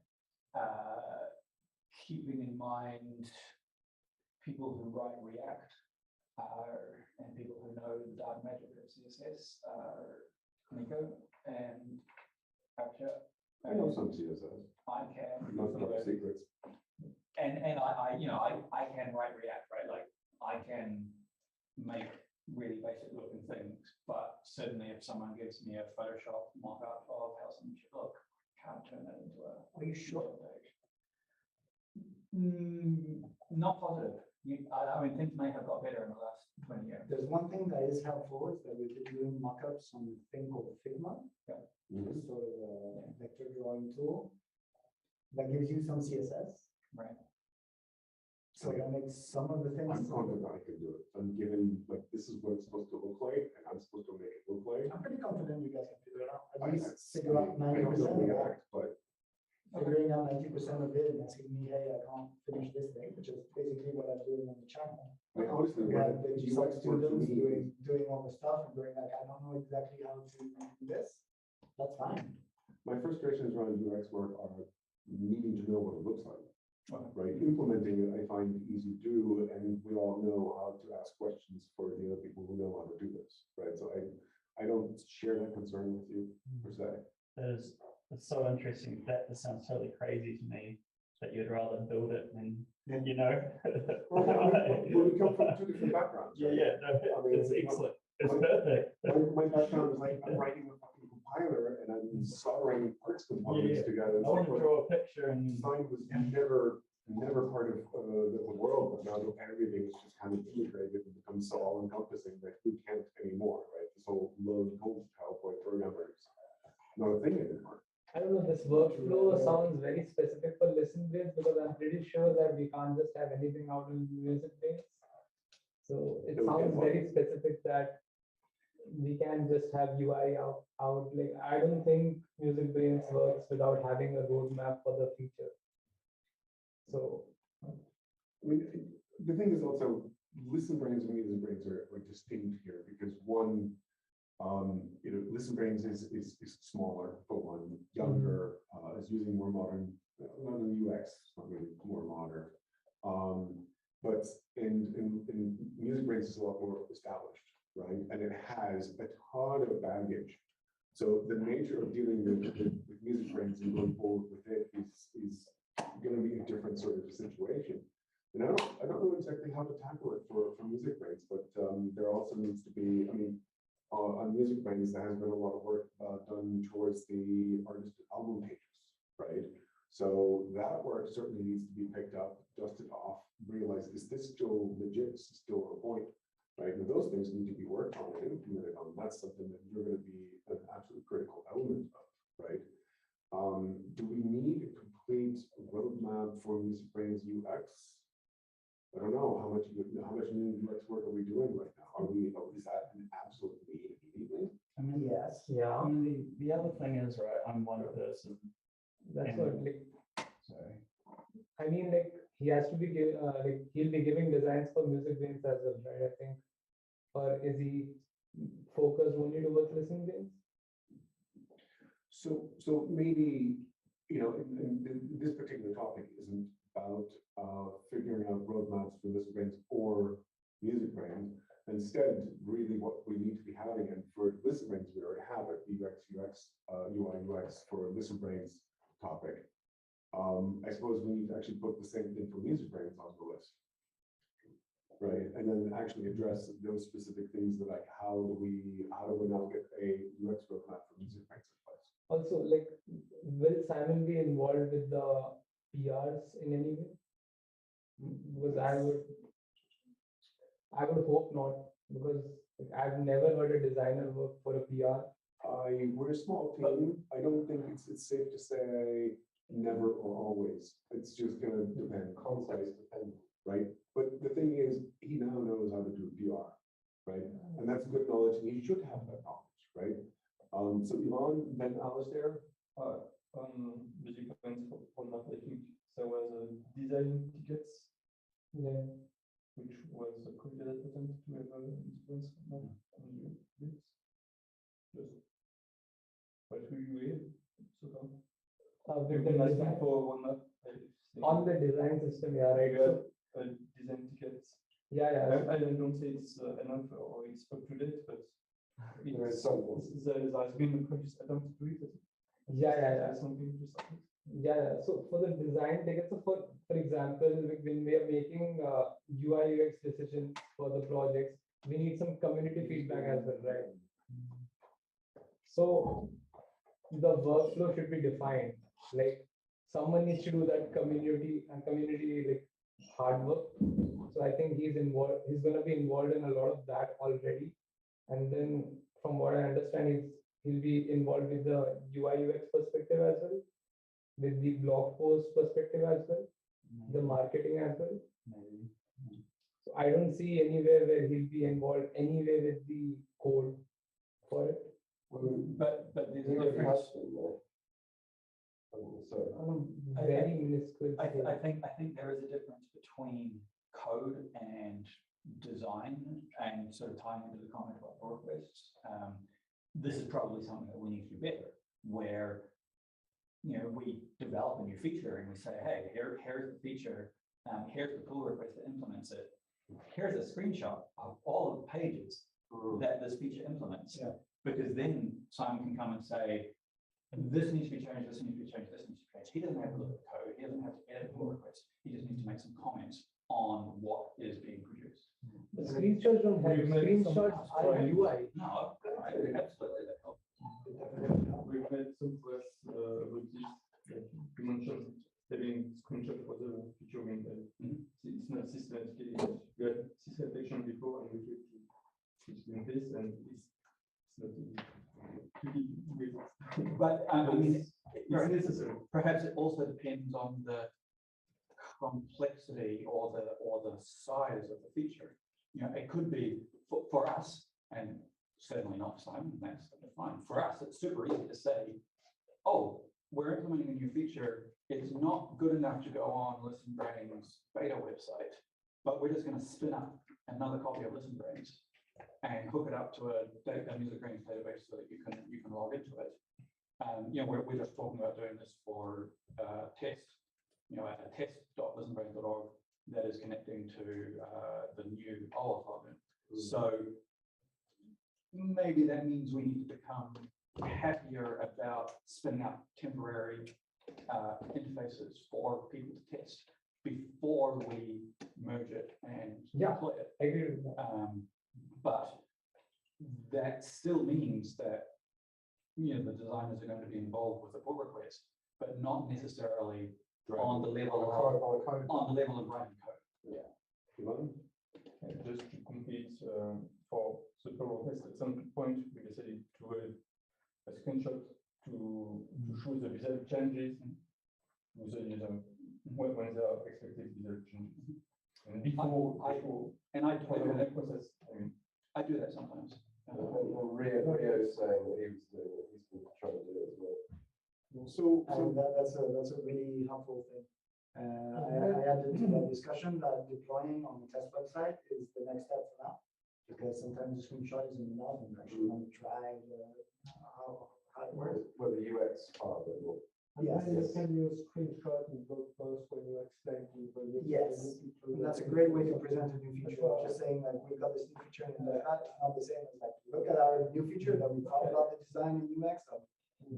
okay, so what I'm hearing now, and thinking about this a little before with like MusicBrainz needs a UX roadmap.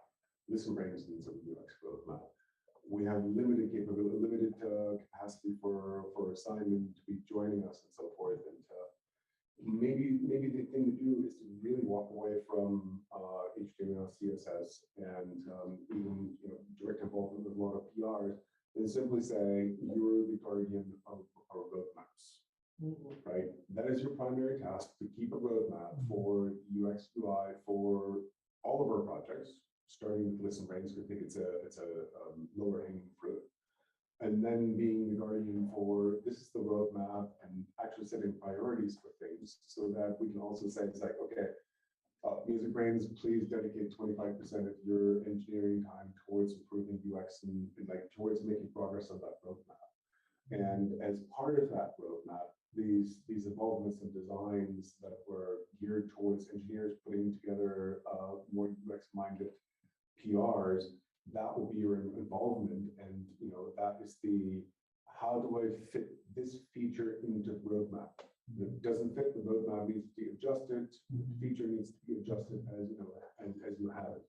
But that is sort of that's how I would define your job description going forward. That's pretty good actually, because that doesn't lock anyone else into doing stuff necessarily. They can just kind of have a look over and be like, oh, what's the plan? Someone's got it in mind. You just kind of make it slot in. I want to check what do we mean by a roadmap? Like, is that in any form, or is it like, is there a way we currently store those that we want to? Yeah, okay, so just a Google Doc. Yeah. And when I say roadmap, I don't know if that's the right term for UX, but Overarching design. There needs to be an overarching design, which then needs to be broken down into roadmap. We're doing this, we're doing that, we're doing this. And then there need to be detailed designs, such as the artist page or the release page, right? And those are, and then as we go into these things, and as the individual teams are working on new features, we need to make sure that they fit into this, and the PR, needs to actually document like, hey, this is where this fits into the roadmap, and if PR can't demonstrate that, it's like, oh, that's a problem. Right? Let's go back to the drawing board on this particular thing. Akshay? Yeah, so coming to the point about the PRs, why do we need a PR to be reviewed by him? Because he's already going to be. I'm not saying that. Because he's going to be giving you a final design. So like, I'm not saying that at all. okay. Right? The PRs remain to be reviewed by engineers, right? Yeah. But it's just that engineers now understand that, like, so if Lucifer is reviewing one of my PRs, and I didn't do my homework on the UX parts that we say should be stipulated, it's not Simon that's going to be enforcing me, it's going to be Lucifer that's enforcing. Yeah. So we say, have, hey, this doesn't look like it fits well. Did you want to design it? Exactly. Which is a good thing in itself. Because I might not have the solution, but like one more tab, really, maybe there's a better solution. Yes. so basically you'll have a Figma link of the design. So the PR can include the Figma link or the screenshot or whatever. Yes. And then the second point is that, even I was discussing with Sam, will he be doing any quality checks, or like based on, like, once you have the UI there, do you want an approval from him whether it's working fine on the website? I don't think we should get that institutionalized. I don't, this not processes, not in year zero, right? Process. Yeah. Right. I'm more in favor of, setting best practices and then using soft social rules for those best practices to be enforced, because a lot of these rules are not perfect in all cases, right? So let's like, we all agree that we want to have better UX. So let's hold each other to that, and we can, because we have professional help on board. We have, like, can I call you consenting adult? Yeah. Well, in what context? Yeah, I realize. I mean, like, okay, maybe we'll stay away from that, because I think MusicBrainz doesn't have consenting adults on board, but we have more design-minded people, right? So, working towards wrapping up this particular topic.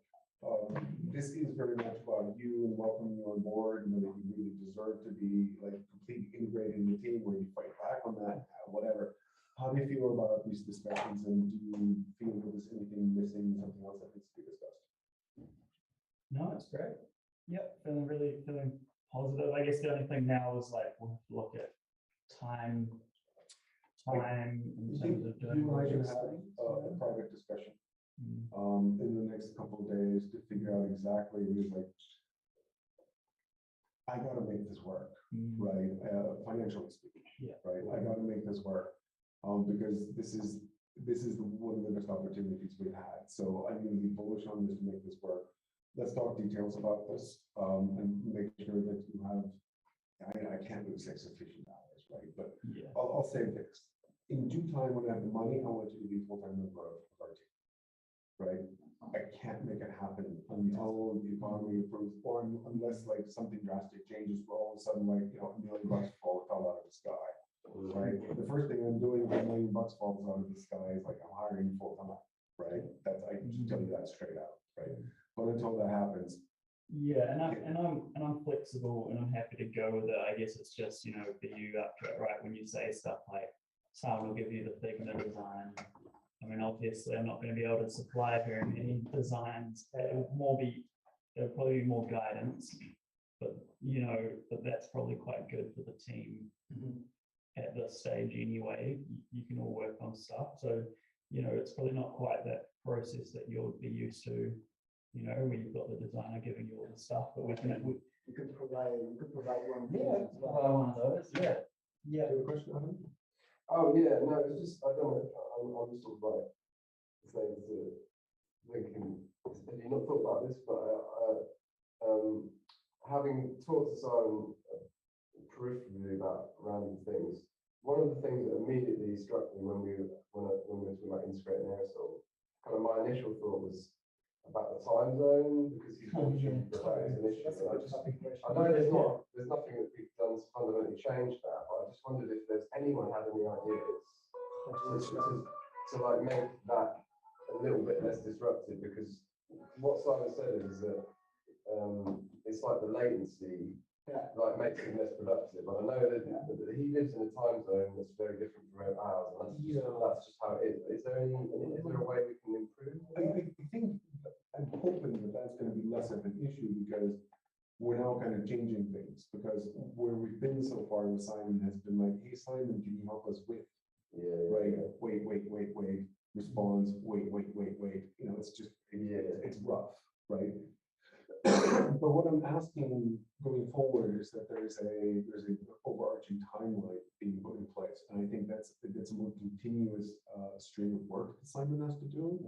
It's work upstream, so the latency is less important. Latency is less important, and I think engineers, and I think the engineers that are working on new features, really one of the urgent things that we need to change fundamentally is that when you're embarking on a new feature that has a UI component, I'm really speaking to myself here. When you're embarking on a new UI component, that we actually have to immediately invoke Simon and say, like, I need this to be on the roadmap, right? And anticipate being able to work on the UX for this in 3 weeks' time, right? So in 3 weeks' time, I need to have an idea as to what I'm doing, right? So there's like, I need to have a design tomorrow because I didn't plan my shit is not fair. Right? And I'm talking to myself here. In case you're gonna have to wait. And that's right. Yeah, and it's not just that, it's you wait and then you want one thing changed. I'm not going to be up for 8 hours. Well, like iteratively. Right, but I think at the same time, I don't want you to be the fine-grained, approver of moving this pixel over. Right. I'd like you to be the overall voice of design for us. Right, because Akshak and Monkey are arguably much closer time zones, much closer to us. I mean, I can walk over to Monkey, grab a one day, and then can shake him around if I need to. But at the same time, for asking these minor fixes and so forth, like, hey, could one of you two help me realize the vision of the roadmap? I don't really think that needs to have this latency that's 12-hour latency. Well, especially if we do, obviously it's not going to be Simon by himself doing the thing and not talking to everybody else. And I'm going to have a vested interest in having a lot of conversation about the overarching UX and UI of ListenBrainz. So I'm going to be aware of how the things need to be implemented. I'm going to be doing the CSS and React for most of it. So I'm going to be thinking about how that's going to work. So it's going to be spread at the point where it gets to implementation detail. I think some of that information will be spread already, which is good. Yeah. So I'm still pissed off that I wake up too late to actually chat with you. It's always nice when I do catch people. Oh yeah, it's super frustrating. We like buy some Aerozol for the team so somebody can stay up and work caffeine for somebody else. It's probably more efficient to send me a bunch of Aerozol, I think. Okay, so I think we should draw this particular topic to close, and like where we've come, this fits really well for me. I think a topic that needs to go on the whiteboard is the UX roadmap for MusicBrainz. Probably a good breakout topic is my guess. And so then basically, we're setting you in motion with these are the sort of new job description, right? And the next time we do a new contract, we'll have a better job description, because we were kind of grasping at straws for that when we first brought it. Yeah, and also you're awesome and your role is changing. So we're gonna just do some design and then you're gonna become more part of the team. I think that's this to point out. This really resonates to me. What we just decided like this. I think this is workable, right? And the holding my own feet to the fires, it feels like a really good idea. I hate it when wrong. So let's close this particular topic. Thank you, everyone. I'm excited by this, and maybe someday you actually won't resent the fact that you're part of the team, but so let's take a break here. We'll go for 15 minutes. So that is 40 minutes after the hour for all countries except India, and then we'll come back with the next topic. Thank you. Downstairs.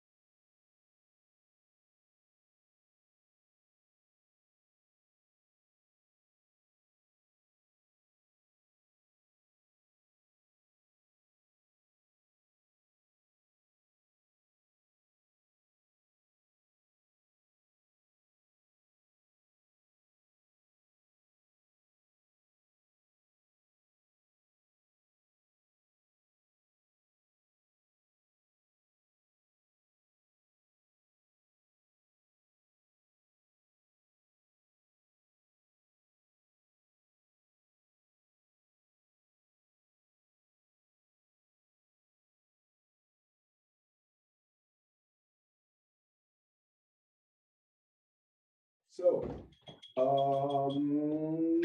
MB entity types naming, and Monkey has agreed to run the session. There are yeah. There's two topics that are somewhat related, but not quite the same. One of them is about how we name categories of entity types across MusicBrainz. APIs, documentation, the developer parts, and the end user parts. The other topic is about specifically on ListenBrainz, entity type names for end users.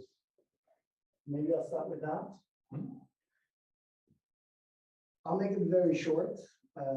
If on ListenBrainz we are aiming, if on ListenBrainz we're aiming to make the website accessible for less technical users, if that's sort of our general target, then the terms release groups and recording And release.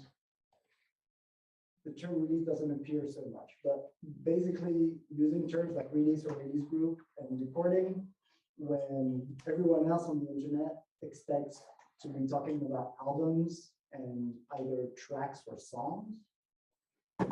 There's a bunch of technical distinctions that are specific to MusicBrainz that have been imported into ListenBrainz because that's the world we live in.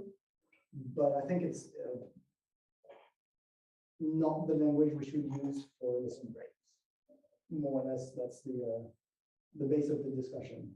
And my counterpoint to that is that I think it's a really bad idea for us to actually have two sites that use different nomenclature. But we already do. Yeah. Then we should, There's already a lot of places in ListenBrainz where we use track or song.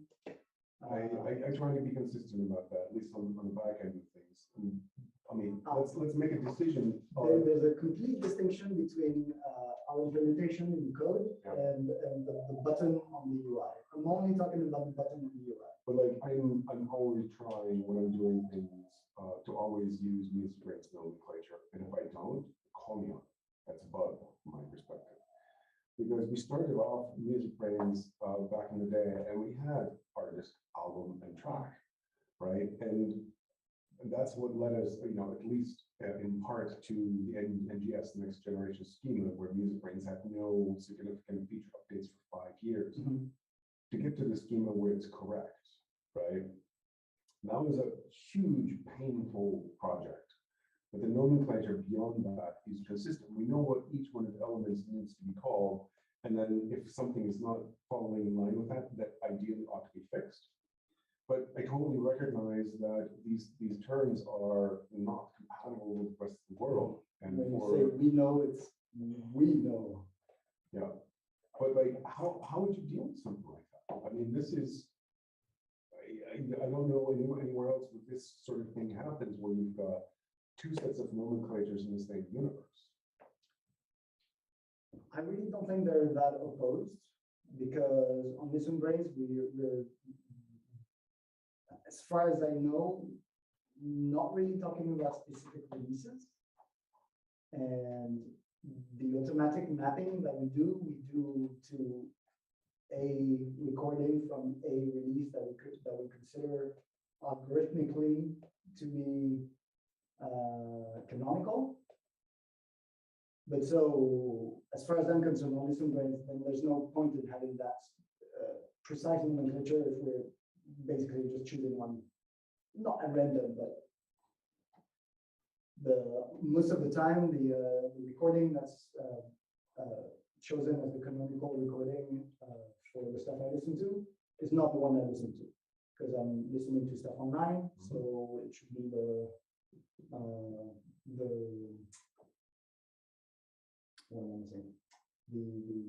online version of your, thank you. It should be the digital release, but it's never the one that's selected for as canonical recording.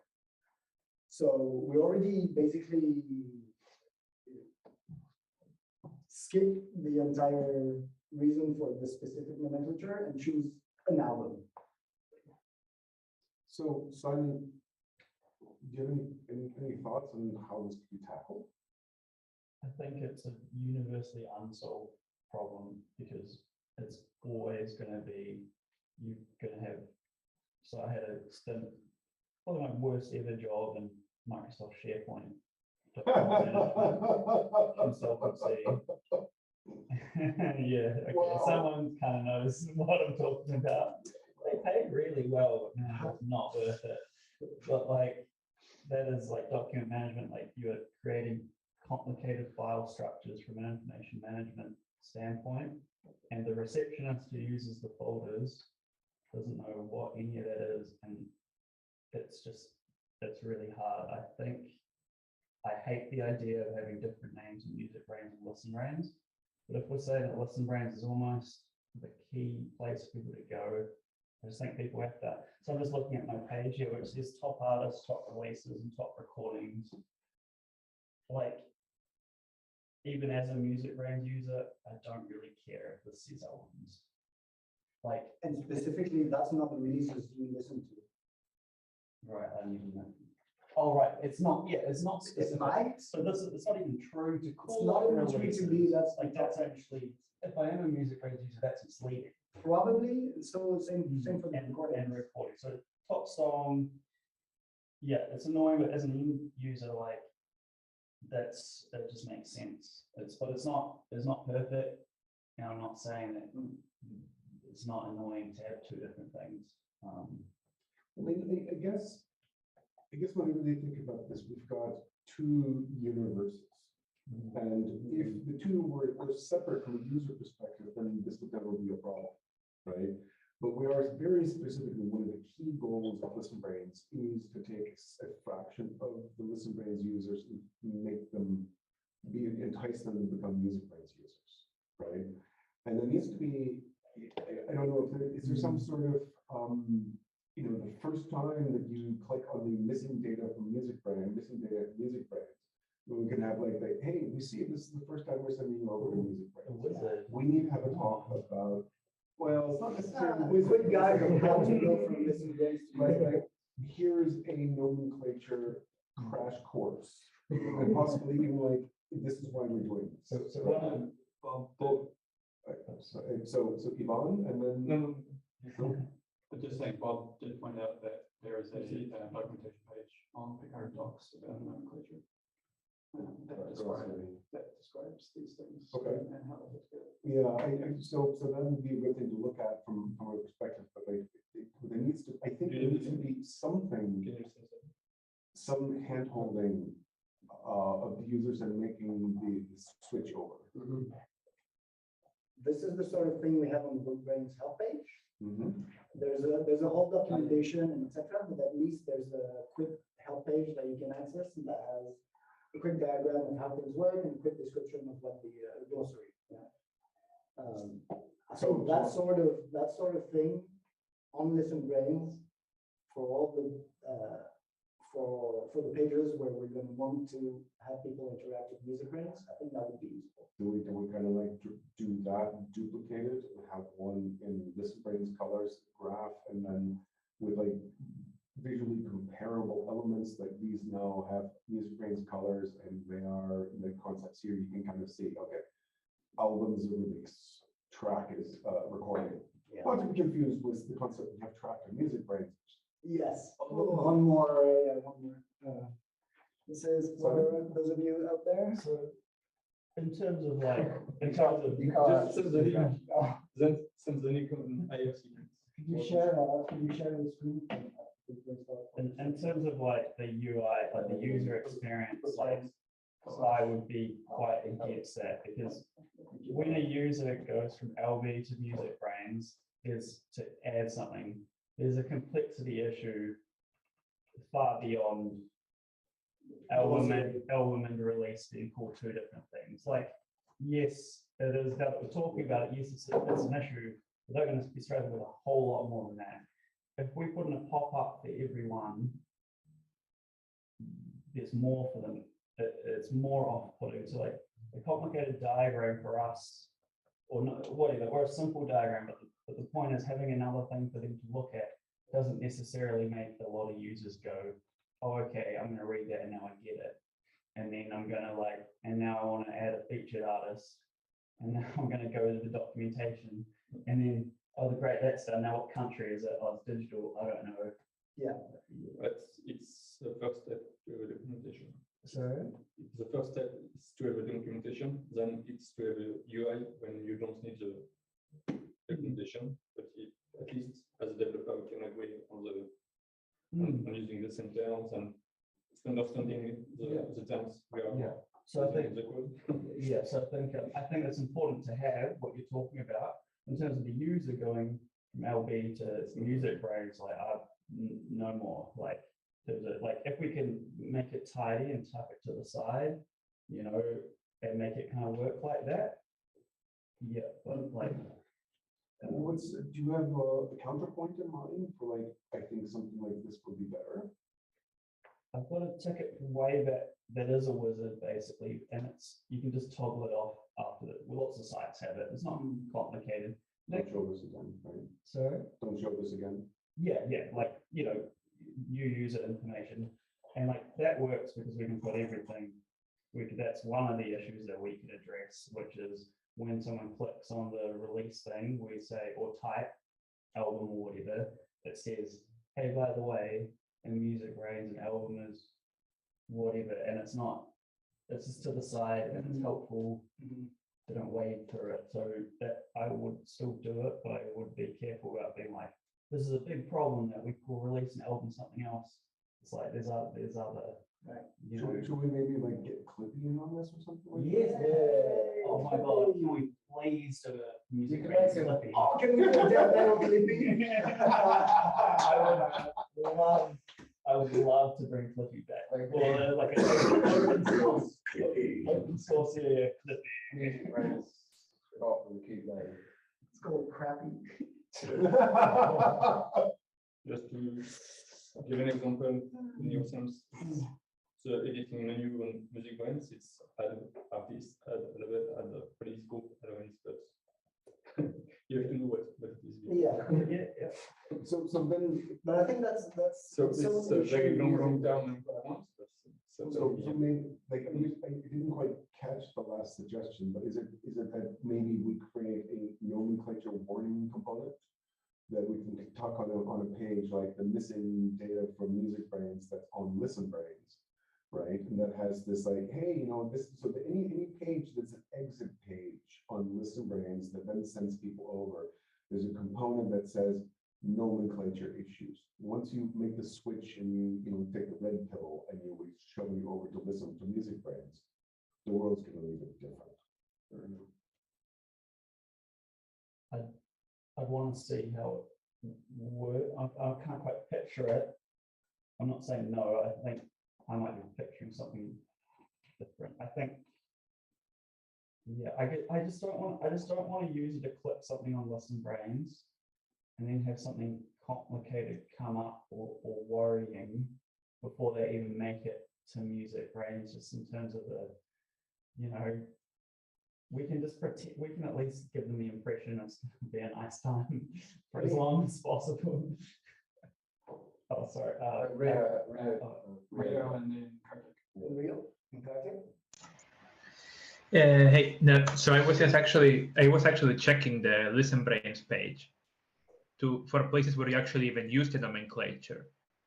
And as far as I can find right now, it literally seems to be only in your reports for top things for the month or whatever.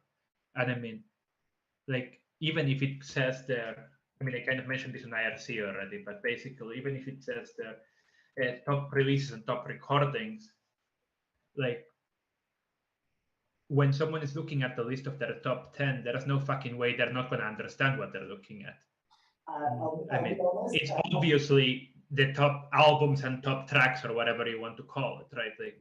So I don't think there is a problem really about them getting confused. Do we know something that someone has gotten confused? Sorry? do we actually have like people saying like, hey, I don't understand this terminology, what does it mean? Yes, I've had that specific feedback in person from a couple of people already that don't know anything about MusicBrainz or ListenBrainz or any of it. But I said, hey, try this cool shit. If you're on SFM, here's a better option on open source. And they're like, what's a recording? Like, I'm not recording anything. I don't understand. In this recording. It's already they don't know what a listen is, which is its own problem, but it's sort of separate. But is a listen the same as a recording? Is it because you're recording what you're listening to? And we want to be able to export. It's a release, but I don't know what a release Yeah. is. Is it because they've been released recently? Those are the questions that I've had, and I mean, fair enough. It's not like very common. so I think it's established that this is a problem for users, right? So I think that that's very much a question on my mind. I really like us to focus more on like how can we actually tackle this, because this is a problem. Lucifer? Hi, so yeah, like we talked yesterday, a part of the ListenBrainz users, we want to channel them to MusicBrainz, but the remaining users may never want to go to MusicBrainz. So there is no need for the MusicBrainz technology terminology for them. At least they would benefit from a simpler terminology they are more familiar with. Which basically is my idea of the exit page having a nomenclature warning for people. Right? That's it's just an intro. I mean, it's either something like that or the ostrich solution where we're like, we just change everything on ListenBrainz and send people over to MusicBrainz and sink or swim suckers. Yeah. Right? Which is basically the case right now. Which does, I mean, in a way, we are trying to encourage the Cluden users from ListenBrainz to become MusicBrainz users. But can we just simply say that this, like, if you don't make this cut, you don't make the cut? Simon, then Simon? Yeah, so that's exactly what I was thinking.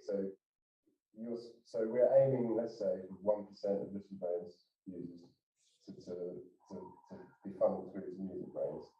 That's a self-selecting group of people who I would assume are going to be more technically minded and more open to that kind of difference, more able to, like, you know, take a bit of guidance.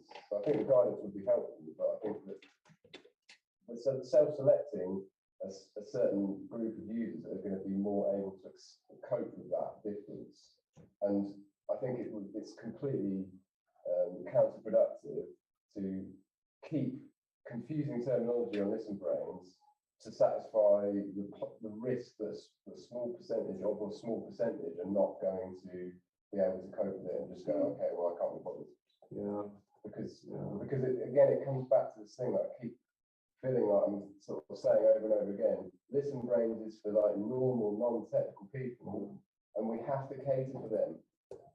And like, okay. So let's just say in emotional caring, we're going to fix ListenBrainz terminology.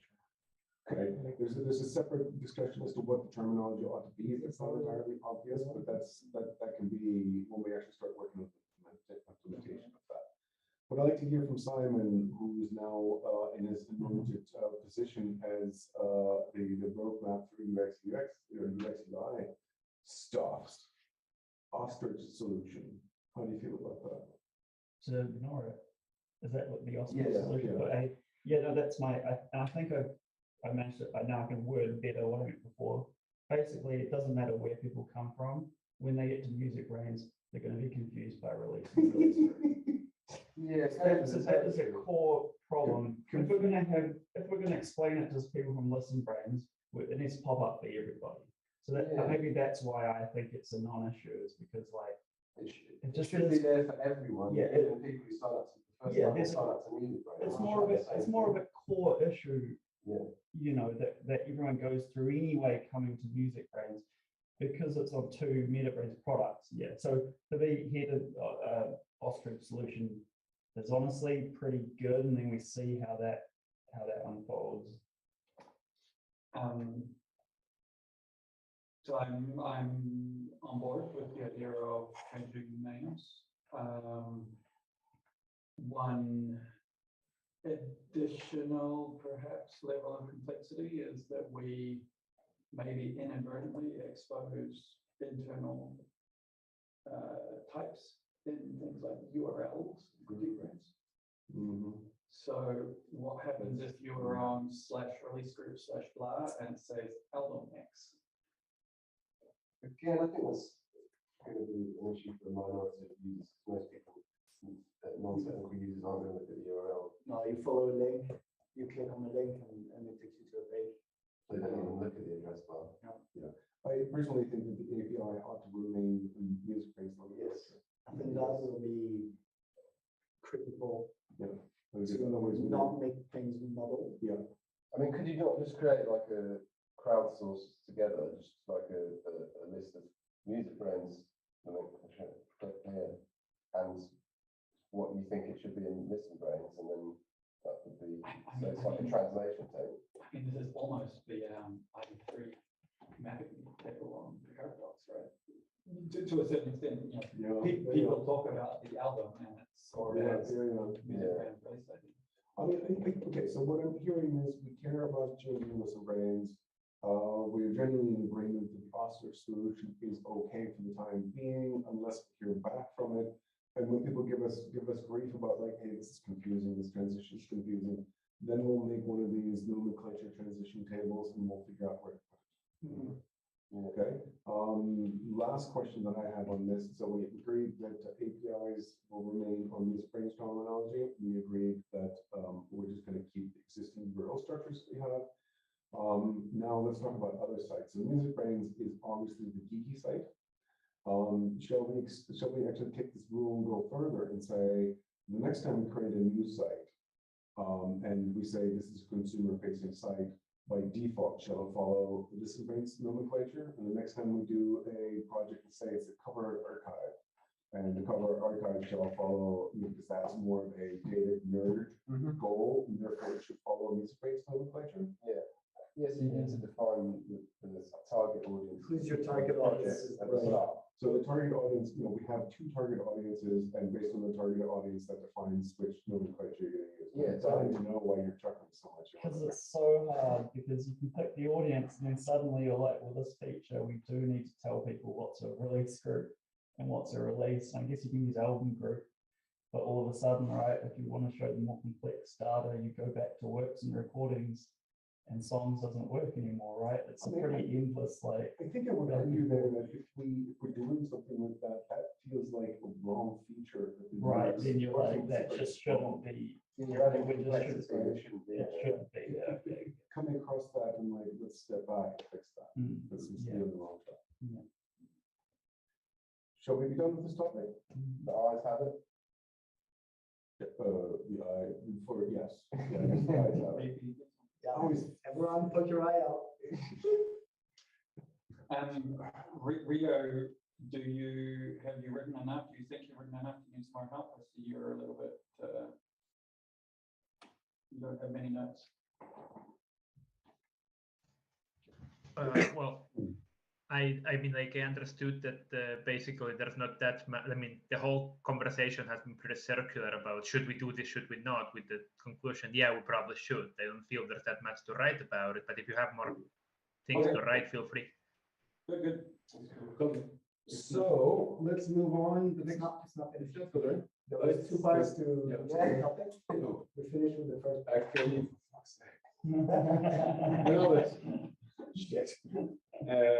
it's Can we just go back to bug trackers?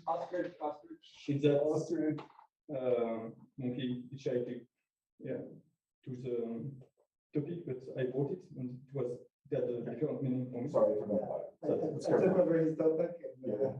So And, the second but part. it's really related. It's not really on entity types name, but it's how to name the category of entity types in MusicBrainz. We have very different name to categorize it. We have basic entity types, core entity types, normal entity types, primary entity types, secondary entity types, supplementary entity types, which none of them tells what it covers. And there are inconsistencies. Sometimes the same term is used at different places for different things. So it depends on what the entity types is offering. So, for example, you can have some entity types with ratings or with relationships, or it depends on what user expects to be able to use. It can be for classical music, it can be for tagging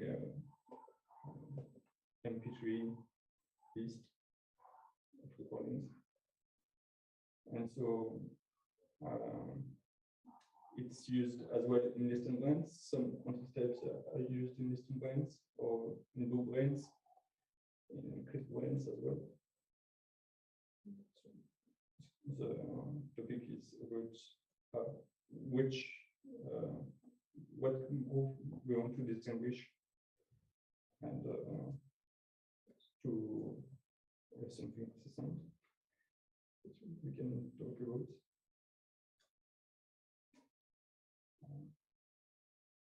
Do you have any ideas? So we started with file tagging, I think, MusicBrainz. With the tagger. Okay, yeah. The ability to tag files. So originally we had recordings, and I suggested, you have artist credit for recordings, so necessarily you need recordings and artist credits, and you also have a release when you enter a CD to extract from the speaker. So you have the attached entity types to the release group, which is mandatory as well, and the medium. So it's a minimal subset of entity types you can use for file tagging, but it's not the only usage now. Other entity types we have are genre events, instrument level, series works, which are all musical things, and we have non-musical things like areas, URL. But yeah, it can be blurry sometimes. So I'm sorry, I'm still completely lost as to what's going on. The name of the categories of entity types. Yeah, I mean, what's that? So we have things like core entities. Yes. What is a core entity? Why are things in the core entity group called core entity? Why in some places do we say core entities and in other places we use another term for the same category? Ah, so like almost collective nouns for our core for the entities we have. I see. Okay. And how they are categorized. I see. There's an inconsistency in how they're categorized. So we have inconsistency across the documentation itself and across the code as well, across other pages like libraries versus web services. This feels like a very So complex. I don't expect we find a solution now. Yeah. I made a ticket since on IRC, and I try to list every place where we have these terms and different definitions associated. But the general question is, so for the entity types, we want to classify by the functionalities they offer. It's pretty easy. We can have relatable for types with relationships, for example. But for what the user expects, so that's where I like feedback, because you have different usage in ListenBrainz, ones Picard, for instance. So it feels like there needs to be some kind of documented in your opinion, the focus from ListenBrainz is on which entity types in MusicBrainz, basically, which are the most pertaining? Artist, release, recording, Release group, release group, not release, probably credit recording. artist credit. Artist credit. Area will become more important in the future. Okay. So it's about the same as for file tagging we had in Pickup. Same sort of set of expectations from the user point of view. I mean, it's the, I think in a way, these are the most fundamental things that end users kind of care about, right? These are the three sort of entities they see when we're throwing release groups in, which is already confusing to end users, right? And CritiqueBrainz actually kind of did a pretty clever thing, of sort of like, well, it blends the concept of release and a release group.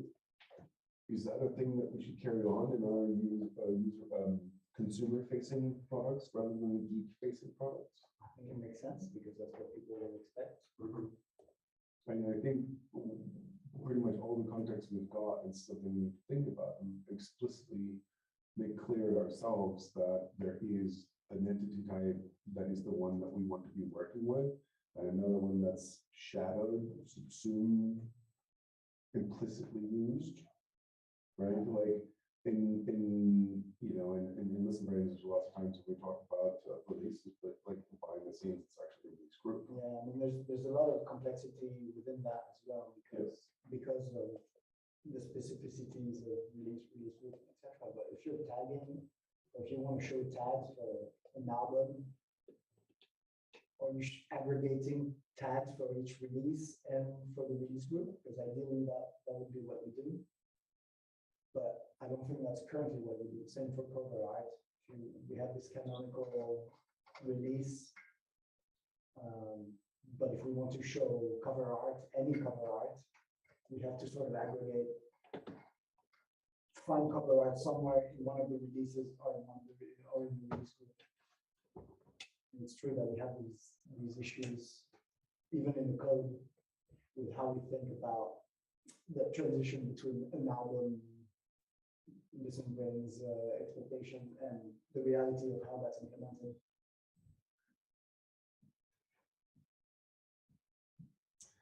I don't know if this is a very useful topic to pick up on in this plenary discussion. It almost sounds like it's something that one person or two people ought to pick up and kind of research. We didn't know, for example, what ListenBrainz was. We didn't know what would be the focus in ListenBrainz. It's very short topic. Right, but like, do we have a list of concrete questions that we need to answer today? So it's I did one. What's the main focus? You answered it. Do you have a point of view like towards the main entities? For those who haven't, I'm just reading the ticket now, and there is a relatively big, very, very big initial explanation that went around, but also some ongoing discussion on that ticket. Yeah, it's not the whole ticket, just a few points. But maybe if people have opinions now, they could go back and add comments on the ticket as an initial step.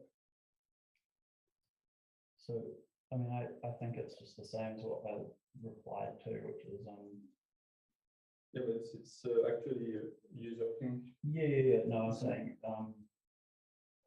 a lot of that is quite technical, and then the outcome, some of it, like getting rid of entity or whatever, like it's a bit hard for me to get my head around all the technical. It's about to make most prominent a subset of entity types. For example, the menu for editing, if we made some entity types more prominent, or for the search, if we made artist recordings stuff that's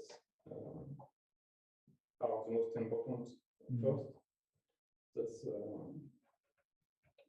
the reason to make this group of focus. Right. Do you think it's like a document which basically laid out a sort of philosophy about this would be a good outcome, which would then apply to, could then be applied to all the different projects, or only was it only applied to ListenBrainz and MusicBrainz? It sounds like there's not a defined meaning for the categorizations and stuff, and so it needs to be actually written down and crystallized, and then the decisions can be then made as a result of that. Yeah. That's where the ambiguity is, because no one quite understands what things mean, and so you need to actually like pick out what does this actually mean exactly, and then you can then decide what is included within that based on what you think it means, and then you can then take that information and apply it to the relevant parts of ListenBrainz and MusicBrainz. Is that the solution? Would that be like a solution to, if you had a document that kind of basically explain the meanings of everything in concrete terms, so that then you could use that as a reference to make any changes that you need to make? Or am I misunderstanding the issue? So I said all the technical things we don't discuss today. Yeah. Just on the what I'm most saying is possible like, from a user point of view. But yeah, you're right. Yes. Like qualitable entities just to be developed. So you create almost like a MetaBrainz. You're going beyond the topic. Yeah. So someone needs to basically, or a group of people need to sit down and actually like hash something out. It's another topic. Yeah, I see. Don't think too much about it. Just which entity type we want user to focus the most. Well, I think that was. Do they focus the most on? How answered it? I have no other point of view. I mean, it seemed like there was consensus on that particular part. Pretty sure we've got consensus. So next. Yep. What's the next topic? LB roadmap. LB roadmap. LB roadmap. Yeah. Notifications and messaging up there. It's 11 people on it's a breakout topic. Yeah, I wonder if we should do breakout topics tomorrow and see if we can work our way down these other ones. So the LB roadmap, I don't know what to do with that just yet. I need to think about that quite a lot as to what's next. But let's pick it up and let's collect ideas so that I can actually think about them. Right. Okay, so who said ListenBrainz roadmap, and what was on your mind? Like, was it more? Did you have anything concrete to say that you wanted to see, or things were missing from the roadmap? Because we've reached nearly the end of the roadmap, and we're not really clamoring for next steps on the roadmap because we have a gazillion open items right now. I don't really feel like we're going to be able to attack new items on the roadmap for at least in the new year, right? So I'm not sure how entirely relevant it is right now, and but so my main question is, like, does anybody have any feedback for these are the things that I want to see, that I need, what have you? Because I'm putting the rule in place that everything we do in 2023, one way or another, needs to have an element of, like, all new features need an element of bringing new users down. We're talking about features and website improvements, right? Nothing technical. Correct. Just making it. Well, like, I think anything on the roadmap would at least take a month to be implemented. So like, because if you have, like, for example, I keep thinking a lot about hearing music. So if you were to start in November, then I would assume then we would have it all tested and be available by January. Yes, we need to be doing that. Like, we need to be starting with hearing music very, very soon. And that means we don't have any progress on the other. We have 1,000 open things right now. No, 1 million. I think Simon will make that decision of how, like, you guys could have a talk in general about how things are, he could just ask you like, why isn't this page fixed yet?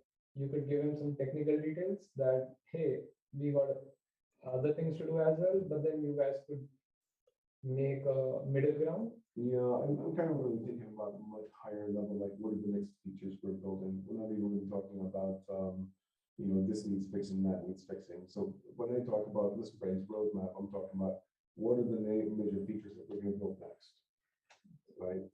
The big one for me is having a good user landing page. Absolutely. Because we keep going back and forth on what widgets we show on what page. There's no way to see both what that person is listening to, but also what are the top stuff. Yeah, and with that, the redesign of the layout of what ListenBrainz looks like. It's Yeah, I mean, side by side, but they're not saying that necessarily. they're both necessary because For me, that's one thing that I really want. Yeah, Is just a good user landing page. There's currently no good way to have an overview of the user's taste, which is all I'm asking for, because that's my way of discovering music. You go to, this user is listening to the same stuff I'm listening to. Great, go on their page. And then it's complicated to figure out if I'm going to like what I like, how to listen to stuff, etc. yeah. So I was going to say user onboarding, which kind of to an extent ties in a little bit like so when we can get somebody to sign up, they think ListenBrainz is great, they sign up. What's next? So how do they know to either connect Spotify or link That's up? solved. Ish. Even the cold start There's a problem. message when you don't have any listens, as in you just signed up. There's a message on the page that says no listens. Add blah blah blah by going to this page or sign in your. And then how quickly do they get feedback about stuff that they're doing? So if they're doing an import somehow, and suddenly they've imported 10,000 listens, then we want to show them something to make it worth their while of actually doing that sign up process. So they're not going to have stats or recommendations for a while. So how do we manage that expectation? Or explain what you will get if you do it. So it's like explaining, incentivizing them to say that if you do this, then you'll get this cool stuff. Yeah. Lucifer has his hand up. Can I take? So, as far as for that artist pages, recording pages, and album pages for ListenBrainz. We can't hear anything.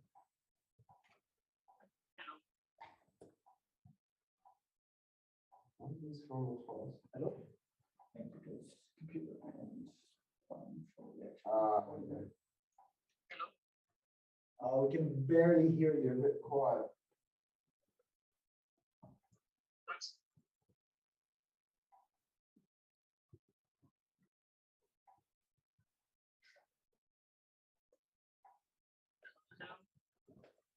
Yeah, I mean, I can hear you because I'm right next to the computer, but I don't think anyone else can. Okay, I can type it, I guess. Do you want to type in the chat and I can read it out for you? Yeah, I can type it, yes. Okay.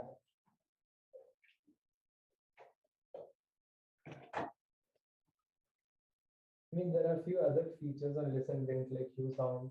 Maybe those should be shown to the user when there are no listens from them for them. Like at least a few features should be introduced to them. We have talked about so sort of big picture things and medium small picture things.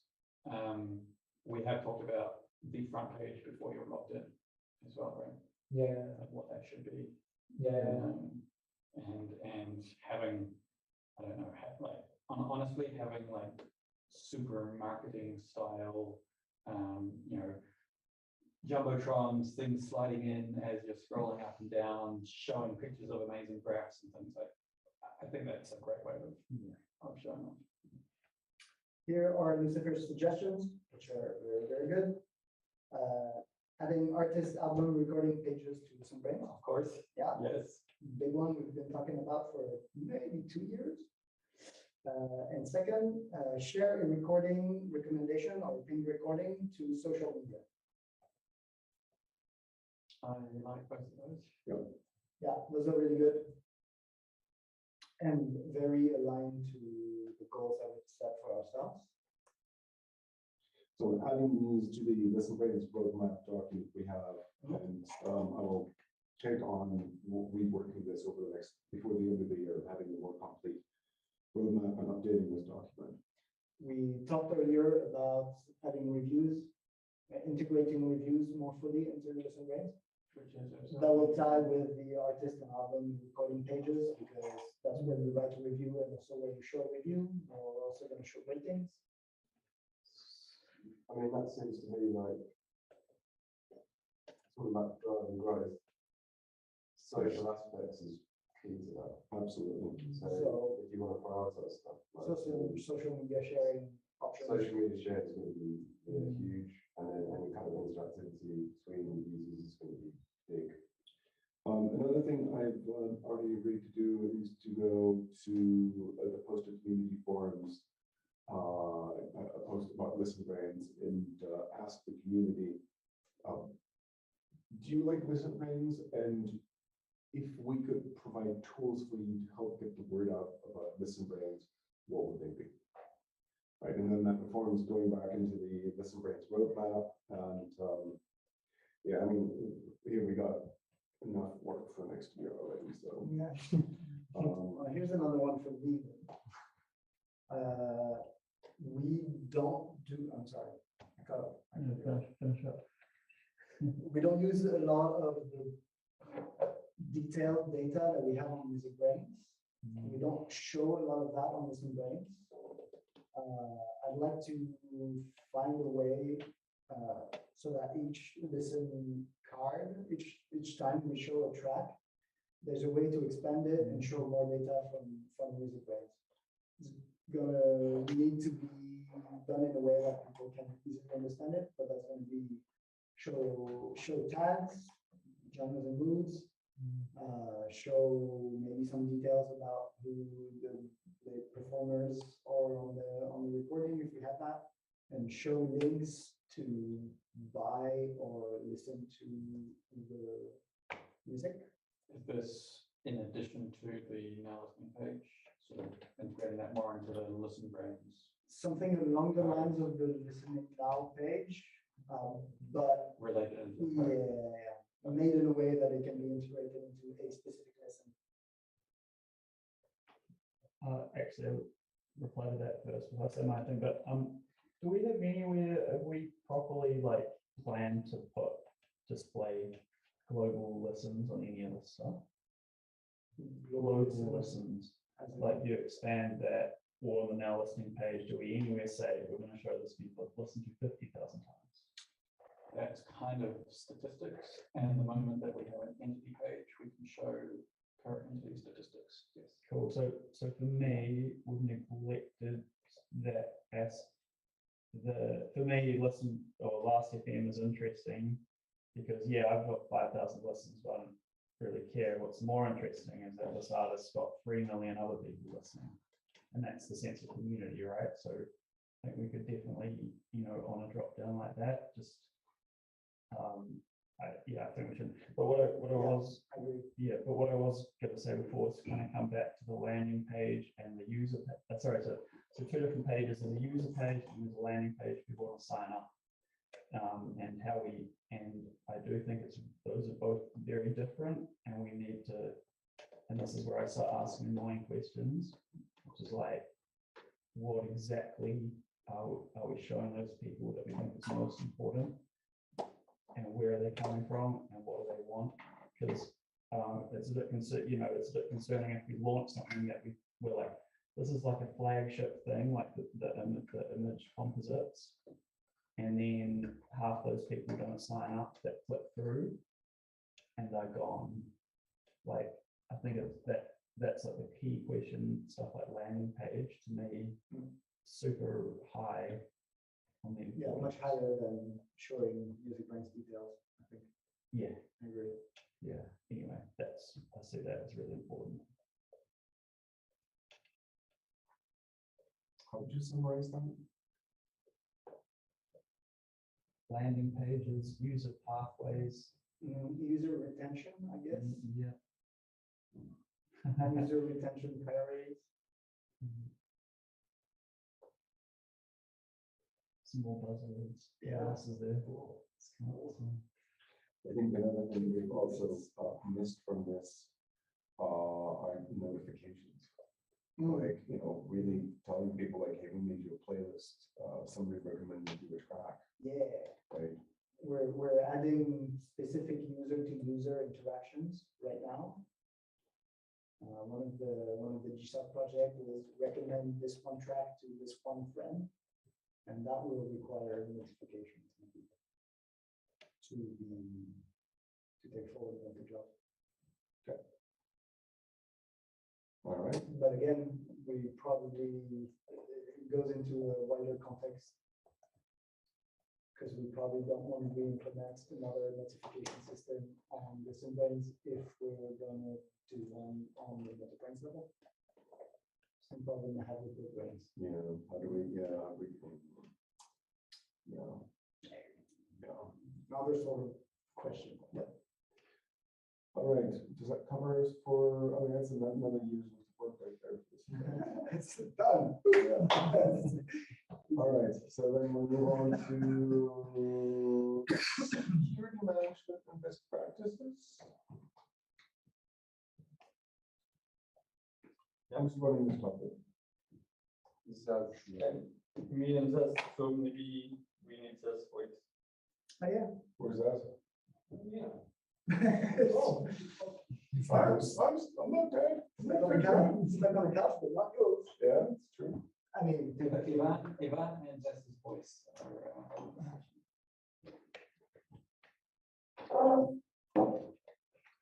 No, we can put us to resurrect, but basically in January we had a dog sprint and we made some implementation.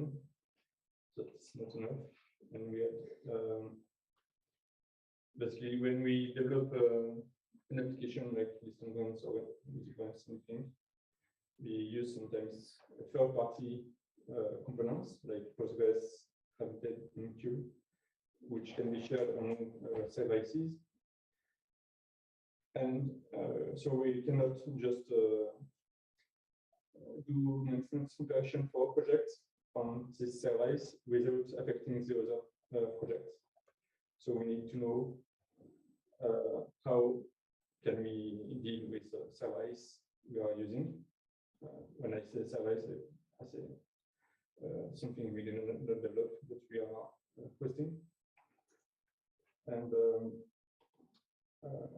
it's not necessarily the developer who will be doing it because maybe he's not there.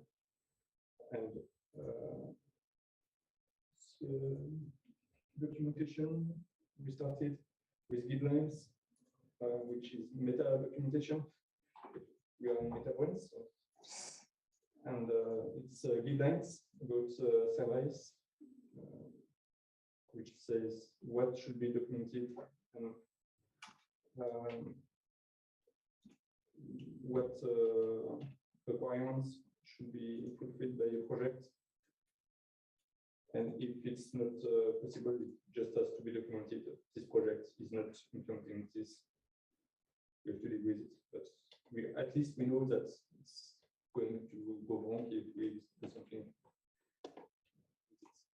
And I started to make pull requests for RabbitMQ as a service with MusicBrainz search indexer, which is using it at the moment, but it's likely going to not use it next year anymore.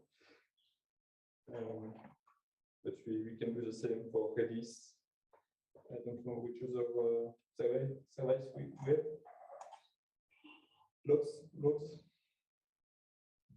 Postgres, Redis, I think Postgres Redis and RabbitMQ are the big ones. So I'm thinking, and in terms of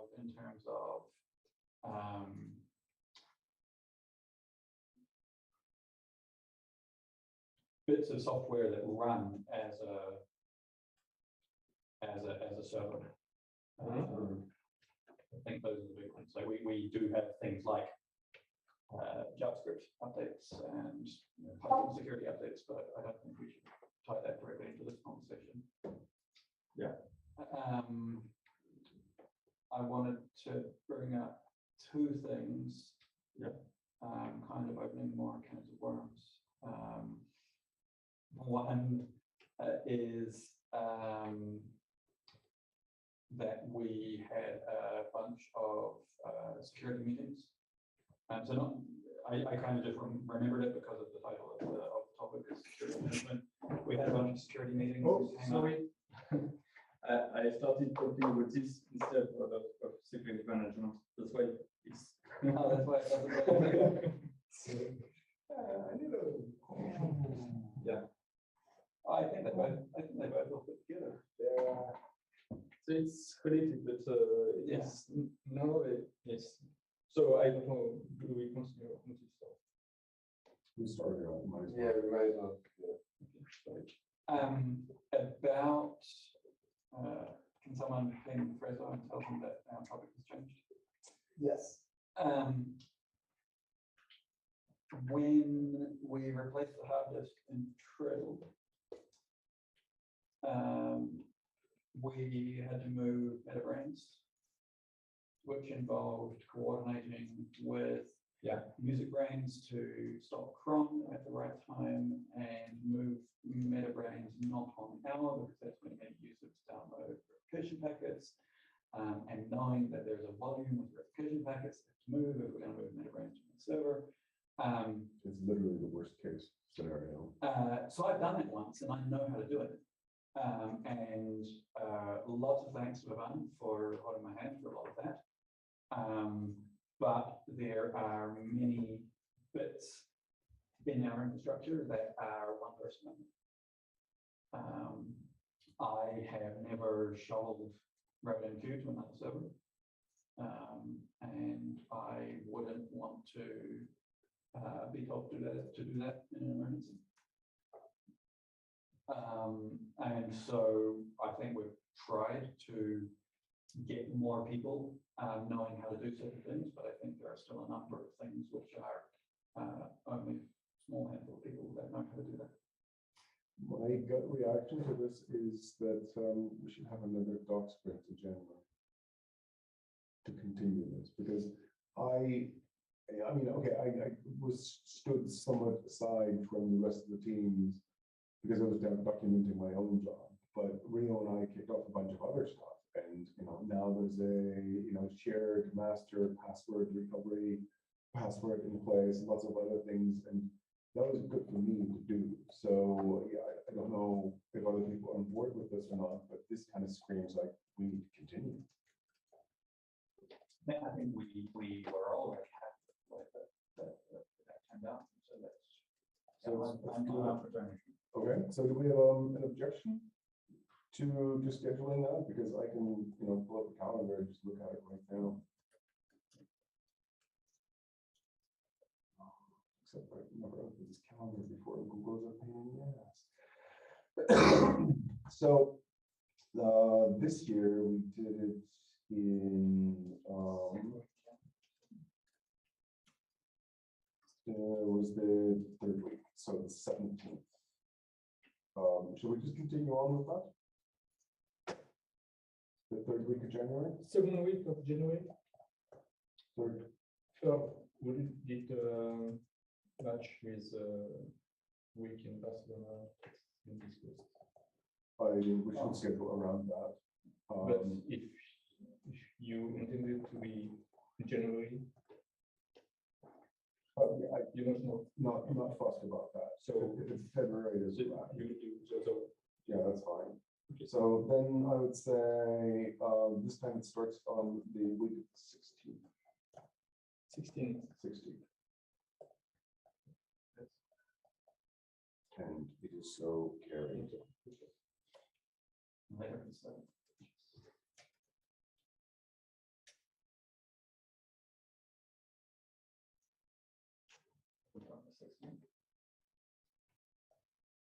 we have a shared calendar? We've tried the shared calendar many times, and everyone's like, yeah, we should have a shared calendar. And how many people are going to update the shared calendar? No one. Shared calendar. So we'll get to it in secret management, which forgotten things. So to be more clear, it's not possible, but less obscure. With the documentation we have for SOLR and RabbitMQ, we have in SOLR documentation, a pull request now to document how SOLR is using the RabbitMQ service in general. But we have a specific instance for MusicBrainz, for MetaBrainz in one infrastructure. So we need more information, specific information, which are in the SystemMini wiki, which is linking to the SOLR documentation. That's how we have complete information from the system administration wiki. And the guidelines are just to explain what we need from for system administration. And it's not really straightforward to write it, because there are a lot of details sometimes that are needed, even for just using RabbitMQ in the indexer. There are still a few things we don't know, because it's not documented in the dependencies we use to connect to RabbitMQ, and the implementation of the indexer itself is not very well documented with this. But is it something we could scale to every project which is using services? Oops, everyone. Laurent? I mean, I think you probably have to have a doc sprint or something. Right. Sure, and scale. So you have BlueBrainz. Which service do you use? Elasticsearch, Postgres, that sort of stuff. Yeah, and what if we stop Elasticsearch, for example? Do we need to send a message to user to say we have a runtime, or do we need to make backups for the data which is in Elasticsearch? This kind of requirements. So, for example, for the search indexer, we need to back up the data, but we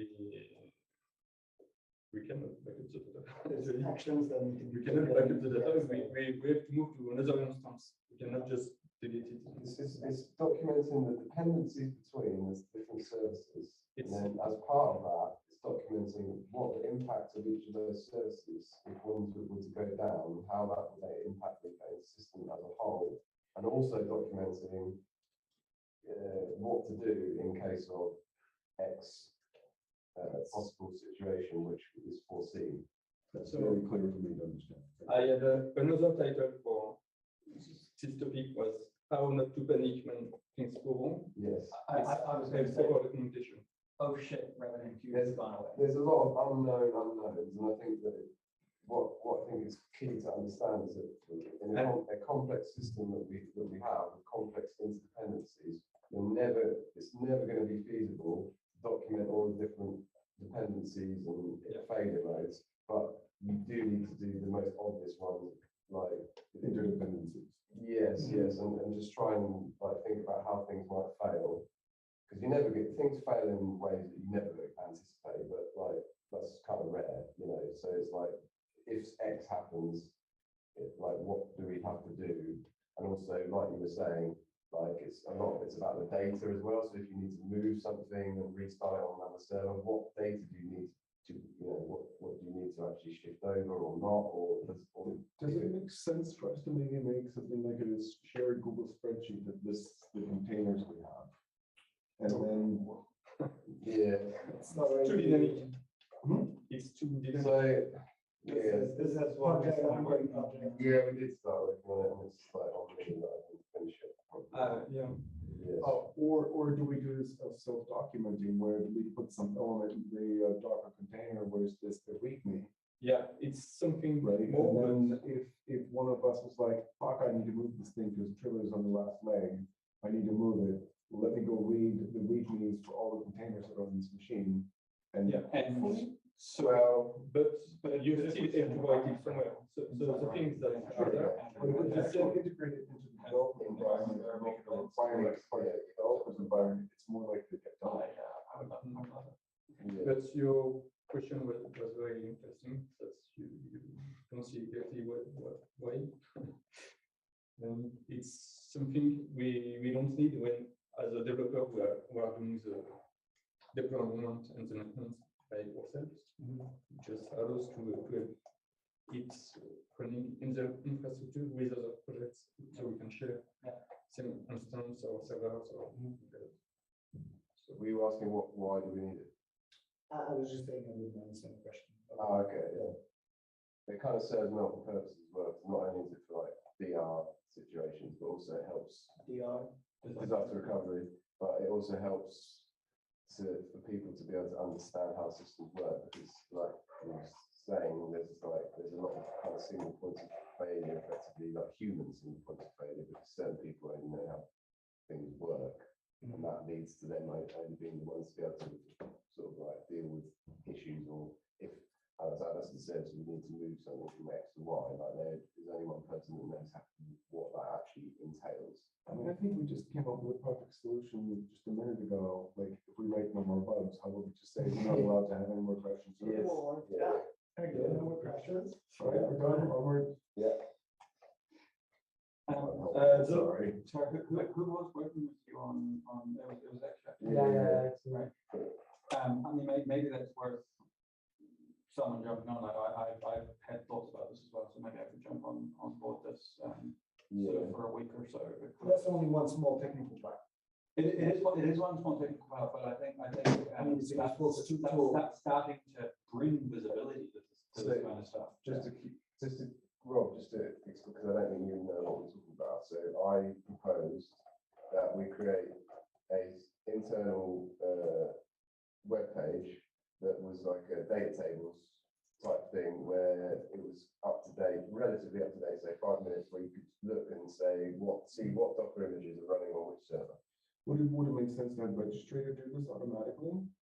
So the registrator, for every single time that we get a container coming up or going down, registrator, regenerates those. And can we have registrator query some field for each one of the Docker containers that basically says, here is my care and feeding instructions. Yeah. Right. And the care and feeding instructions could be as simple as like standalone service, no dependencies, right? Or it could be, let me tell you a story about how to move the MetaBrainz.org service.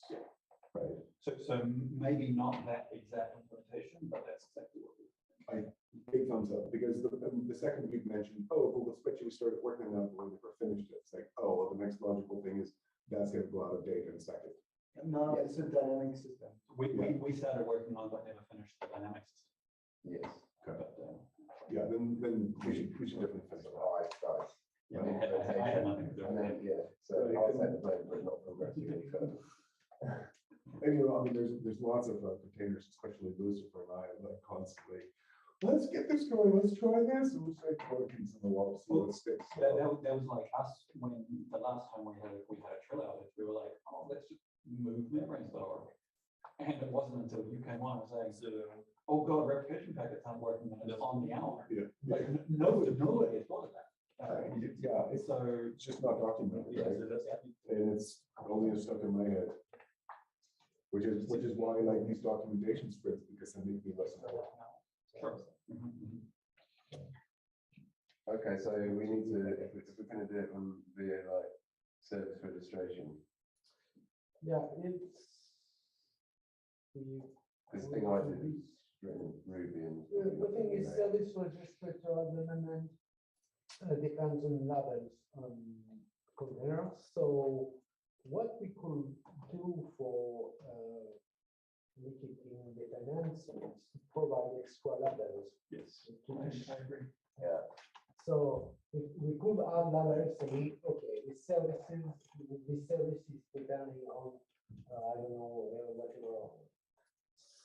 And then the thing is service restrict doesn't care about computer running without any ladder. So because you know we have some fast calling container with random names and we don't want them to be so. But yeah, I like the idea of music or MetaBrainz stuff. I think it's easier. Well, there is Evan has done a lot. Open container specification. Exactly. Yeah. I started to use it. That was it. I didn't get it done, but. So we didn't. You took my Make the guidelines for using Postgres. I just had one for RabbitMQ. I just need to get it done. But probably we want one for Postgres. And RabbitMQ is sorry. We have a guidelines to write documentation for using RabbitMQ, which is implemented in the search indexer, which basically says the search indexer will crash everything we go on extra and it doesn't have anything to go smoothly. We want to have ListenBrainz implementing the same documentation for RabbitMQ, with the guidelines for it. And we need guidelines and implementation for Postgres and Redis. And Postgres is probably considerably more complex than RabbitMQ. So if we can move quickly in RabbitMQ, we can go to the most points. Shall we create a DocSprint outline document now so we can start adding suggestions? You already created at least one. Right, and there is an open ticket that says, I believe, which says ListenBrainz RabbitMQ documentation. Yeah, I think you're right. I don't know. I did a ticket for the search indexer. I don't think we can just have a ticket for ListenBrainz as well. I think there was something. But I don't know if you're using tickets in ListenBrainz. Not as much as we should.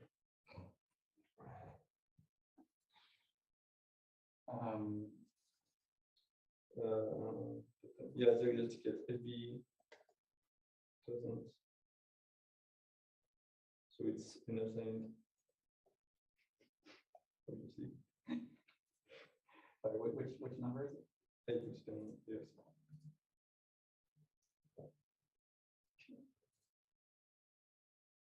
There's something on GitHub as well that you created. It's like a general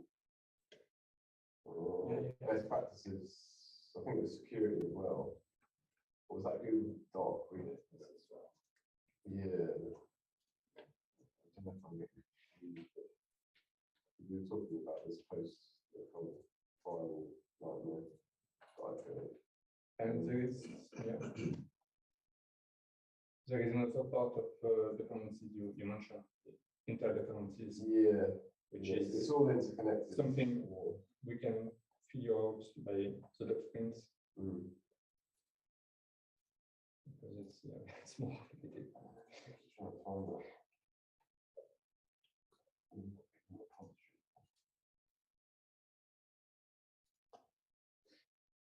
Anything else? Does with this point? Okay, then we should move on. I'm particularly a bit concerned about time. Yep. We have an hour left today, and then all of tomorrow, and there's quite a few breakout topics, and still some big ones left on main topics. Worst case, I mean, some of these things we can drop out, like Aerozol and Wolf is not critical for us to do.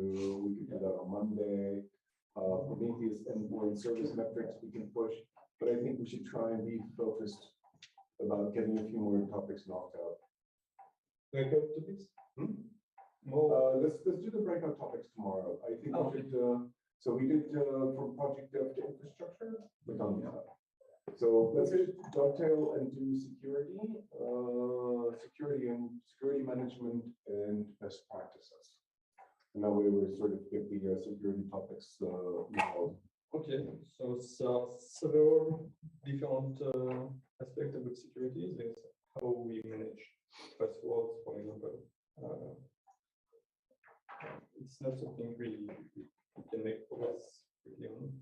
So we discussed passwords for what? For access credential in general for accessing services, third-party services, external services, certificates, everything like that. And this just does mention that there is vault from there's something we don't use at the moment in Console, but I think we correct Console, but there's what they call the vault, which is basically a key value protected by some encryption in that. And this way, if you use Console or Console template or whatever the way you access to this, you don't have to store, for example, a password or log into new application because it's able to go to get it from Console. And I think at this point it starts to be needed to move to something like that because we start to have a lot of key certificate authentication to services or things like that, and it's a bit everywhere. We have a part of the stuff in the C3P, a part of the stuff in the apps directly sometimes, some in the documentation. So yeah, lots directly in Docker. Yeah. So it will be a mean to reduce at least the number of passwords and all that we want to see. Also, access to our Docker's image is restricted, so it's not useful. But still, it will be easier to manage to have a centralized place where all the stuff is. And I'm thinking also about certificates, for example, for the paid ones.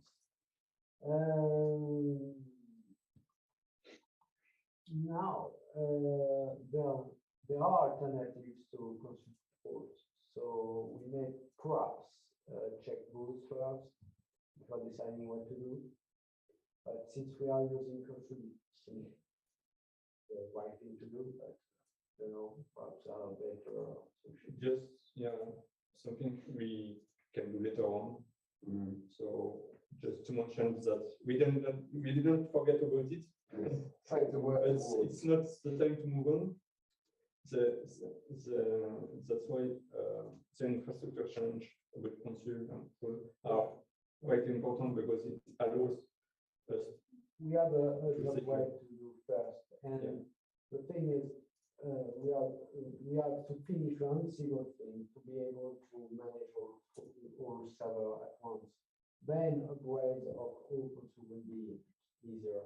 And since it will be quite a lot of gap conversion because we waited a long time, we need to check features.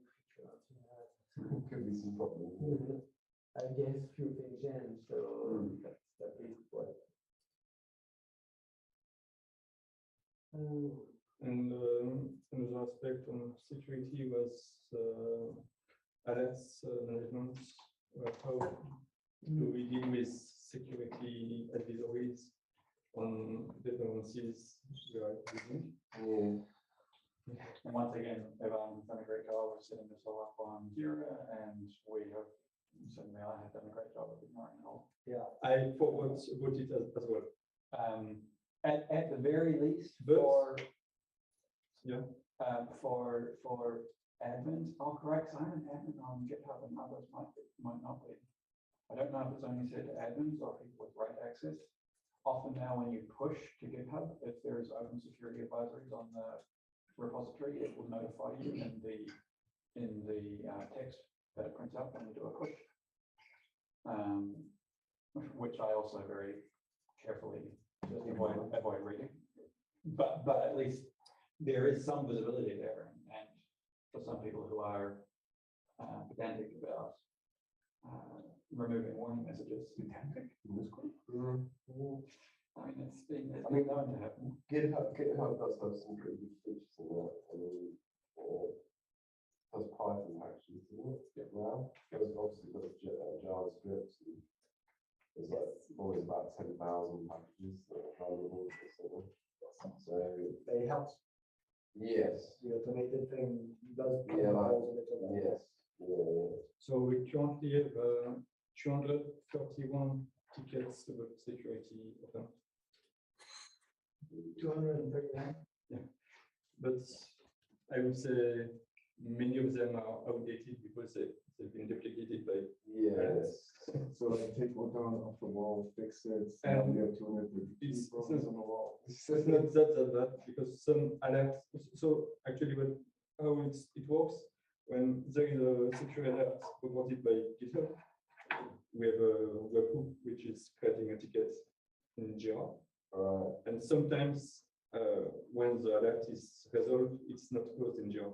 Okay. Most of the time it is, but sometimes it's not. So, or sometimes just the alert vanish because it was not relevant. Yeah. But I think there are a lot. Yeah. I reviewed the one for MusicBrainz server. I would say maybe 3 or 4 have been already addressed by. Was that JavaScript? By bitmap on GitHub. No, it was mostly JavaScript. Yeah. And must be due to external libraries or? external libraries. Only one was not fixed, and it was not critical as well. Yeah. The problem with GitHub thing is that it doesn't give you good visibility about the severity of the issue. Really, they're always treated in the same way. You have to dig in. Yeah, but it's pretty fast. Yes. Just many times it's about the development tools you're using. Yes. So it's not an issue. Yes.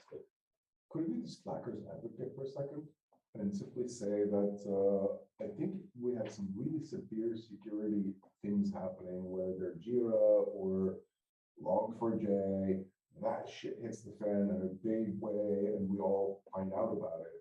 But these other things, like, we have dependent on ListenBrainz, and a lot of these things are just like, minor things, and chances of us getting hit for something, I think, are actually rather small, given the, like, why would you attack us? To harvest some email addresses, some IP addresses, right? That's like, it seems just outsized for what people could be finding that. So if people, hey, make sure when you do a release, your dependent bot alerts are managed and merged, like, is that enough? I think there are 2 attack vectors there. One is targeted attacks and one is drive-by attacks. And so I think something like the Log4j one, I would class as drive-by attack. Basically, people started just scanning the entire internet and doing stuff with it. Yep. And I would wager that the majority of things that might be an issue for us are going to be drive-by attacks. Yep. And so these are people looking for WordPress logins, just randomly trying to do SQL injection attacks. And 99% of the time that isn't going to affect us, I agree. Most of the JavaScript ones always seem to be inadvertent, infinite recursion and red expressions. Which only happens on software that we run as the build process anyway. So it really doesn't affect. Just need to be obvious, like the advisory you're forwarding to me with Jira. Like I have to review it, but it's most of the time we don't seem to do anything. So yeah, for the last year we had Log4j and some other issue, and we did good with it. The fact that there are a lot of tickets open, it's not that it's insecure. It's just we are not. It's just trying to keep it. in JavaScript is just a nightmare in that regard because there's so many packages. Yeah. You just end up transitive dependencies and things, and it's just like. Yeah, but what you depend about is really not too bad. No, I agree. I mean, the fixes. Yeah, but it's so hard to tell whether it's very hard to tell like how exposed you are. Because is it a dependency from like say the build or is it? Most of the time, But you can probably still merge it to find regardless. Just most of the time, it just finds that it's not relevant. Yeah. It's not relevant. You don't have to check everything. Have a tentative idea. We could maybe once a month do a team-wide, let's all check that our assholes are clean. So they check security tickets, close all the stuff that's outdated, make sure that. Go into power washer, you know? Yes. That being said, we do like pull request cleanup days. Yeah, that's my inspiration. I guess really my How question you is solve like, problems. are our security practices lacking? Probably. A little bit. I mean, considering we have 231 security tickets. Mostly for setups. Yeah, I know. Yeah, but the tickets are still open, which means nobody's. But I do appreciate what you're saying. Right, so to me, it always feels a little bit misplaced. I want to say we don't care about security. That's all I'm saying at all. But like how, we targeted, I guess it comes back to saying what Alistair is like, anybody that comes up with a targeted attack is likely to understand, or like, say like, I'm going to go fuck up MetaBrainz. Like, what are we going to get out of it? If they want to fuck us up and get us down, that's one thing, right? That's just a DDoS that don't really need to specifically be very targeted about that attack, right? If they want to do ransomware us, that's like this very targeted attack. But I mean, they can look how little money we've got on our bank account, right? Like go attack Google, that's going to be a much better attack surface. Whereas the drive-by ones are, sort of entirely different. Google's attack surface is not. I mean, because they're hit by it. I mean, Google's attack surface, like the things you can steal from Google are much greater than Yeah. I know what you're saying, but right, but they have to have much better security because like all of China's gone. they have nation state access, so that they, that's just But sorry. Go on. No. I mean, I'm not really making a bad Okay. interesting point. Just like the cautious one, with very little progress being made during the year about documentation or about reviewing security alerts, mostly because it's invisible job. And what if we make it more visible? Maybe in a way, maybe have a weekly or monthly thing about reviewing security alerts or writing documentation, reviewing documentation for infrastructure. Every few months, I remember that we wrote this entire huge document about improving security things in MetaBrainz and put very, very concrete action steps to do and thinking, oh, maybe I should do one of those action steps, and don't do it for another 2 months. So do we need to have, do we need to be on each other's case to? That's where a same day would make it easier because Like, today we're all working on this. Yeah, if you, I think you need to, because it's not really a job that anyone wants to do. If you can like try and just like organize a sort of day or something to focus on it. And hopefully all your same day stuff is done in 2 hours because we did it well last month. But Quarterly sick day? Well, we just need it. Yeah, by month, by year, even. I mean, I don't know. Well, kind of thinking about the doc sprint because like everyone's stopping to do that. Basically meant we only bothered each other regarding the doc things, right? I found that was good for cadence. So I'm wondering if this, because well, we should do it when we should do it, but it's very easy to just go like, oh fuck, we didn't do it for the last 6 months. Well, so monthly, but only if it needs to be done. Yeah, how do you determine whether it needs to be done? If there are no security alerts. Yeah, Yeah, but I think there was some stuff in the document about looking at, say, if you, because there's too much stuff running as root inside Docker, in my opinion, and things like that. Investigate with less Docker. Well, that's not really going to happen because Docker. But Well, I think Docker security. Yeah, so- yeah, there's a common misconception. No, about it's very security. common, but if we want to apply very strict security guidelines on that, it will be unhealthy for everyone. Especially the way we use it actually. Yeah. But We just- use a system like yeah, distribution inside the container where it should be just an app Yeah, and exactly. have no custom data at all. Yeah. That's what we But we can perhaps change that along the way, start to be stricter on how we use container. But the history of those container is because of the conversion we did from software running on the servers when we were at NI back in 2015. And basically what we just did at this point, it was just to port the existing application to Docker. So we went the easy way yeah. to do that. Now we could perhaps run this. I mean, Perhaps we will. yeah. I mean, I think you had a look as well, of course, to see how many of the containers were running in root, and there wasn't actually that many. Not as many as I thought it would be. Am I thinking correctly? Yeah, I mean, I know at least one of the ones that I maintain runs as a non-privileged user. SOLR runs as a There's non-privileged the user. other issue, which is to be able to stop easily a container at some point, upgrade it and things like that. And on this, we are back to the first. We have so many critical stuff running. We cannot just stop this container, upgrade it, and it's always a long procedure to do the upgrades and things like that. Yeah. This is why we still have container running on all days. It's not that easy to upgrade.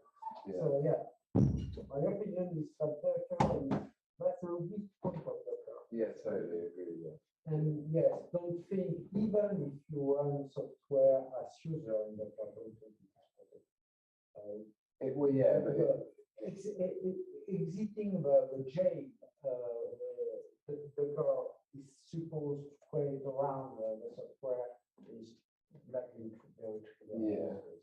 At least if the application's running as non-root, you have to do an extra step. Yeah. So using capabilities, if we Too complicated. I think that you just create. it's very. You're going to create really, because normally what that does is it creates really weird issues, and then. I'm not against, but I think in practice it's not that easy. It will create.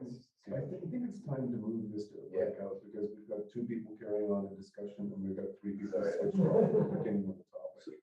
So or something actionable. I mean, don't worry. So here is Yeah. That's cool. That's cool. For something actionable with having you said monthly or Bi-monthly or Second. quarterly, I mean, Alistair said once a month if necessary, so should we just say once a month? first week of every month? Every Yep. team should be, And- like, at the end of the week of the first week of the month, like, teams should be on top of it, but who's gonna check that? We can just say we have to report for activity on reviewing security upgrades during weekly reviews. So if we do it in the You guys first do week, calendar we and say, just badger what everyone we the first month. no, it's Badgering no, people. no. Right. I'll badger you with a bottle of tequila. No, it's saying what you've done, not what you've done. Right, but that's so I mean, it could be again, as long as somebody keeps on top of it, it can be an agenda topic for the first weekly meeting of the month. Yeah, it can be on the agenda of the weekly meeting. Okay, Like so say- the person that puts the agenda item up and remembers that. No, it's I don't in the remember topic the thing. calendar.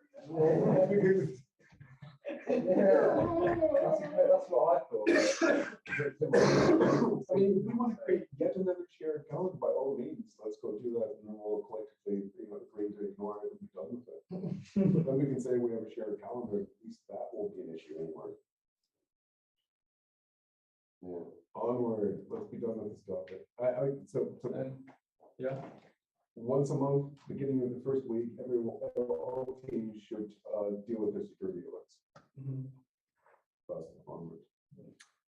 5-minute break until we move on to the next And topic. for the documentation, the same. I mean, we don't have to really do mostly things, but having a dog sprint is not enough to keep up with documentation. Yeah. So let's just not forget about it, and it's very valuable contribution. Just Maybe if you don't have many security. like code, maybe things on more that than day, code when there is a lot of code. you could do it in the same day. No. No. It's too much. Yeah. It's not enough to do it once a month, so just Okay. generally for sure. Yeah, all right. Yeah. All right, let's have a quick 5-minute blue break, and then we'll pick up with the next topic. So we need to go back at like 26, 27 after the hour. Okay, all 26. Yeah. I have a quick question about putting reminders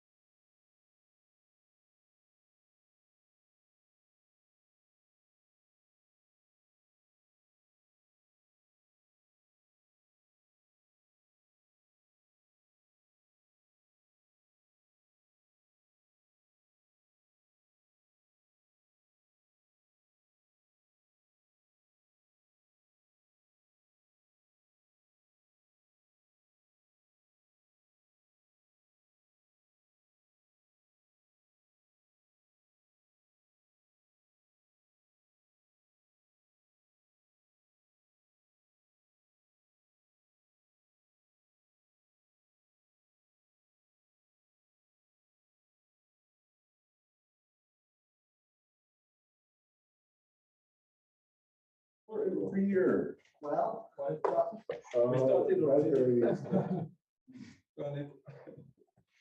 We have search. It's really small, limited production.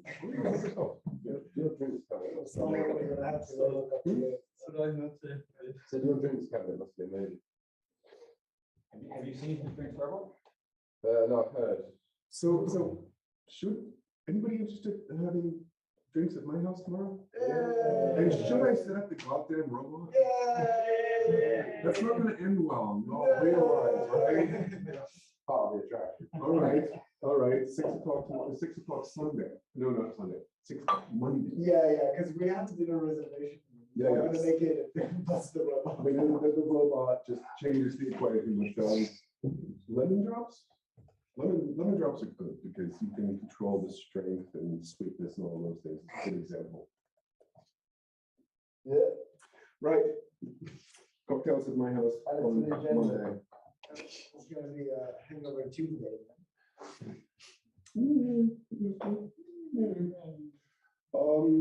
Onward, search solar and beer. Yes. Is beer a requirement? When you're talking about soda, I think it probably is some form of alcohol. Yeah, I got alcohol, but like, I was just asking, is beer the requirement? No, just alcohol. As Yvonne said, we already sold 2 of those because we searched for the beer and found it. Now we have it. So now only needs solar. And it looks like today's not the right day for solar, so. Oh, my Okay, goodness. next. So apart from Shinicho, we already have. Yeah.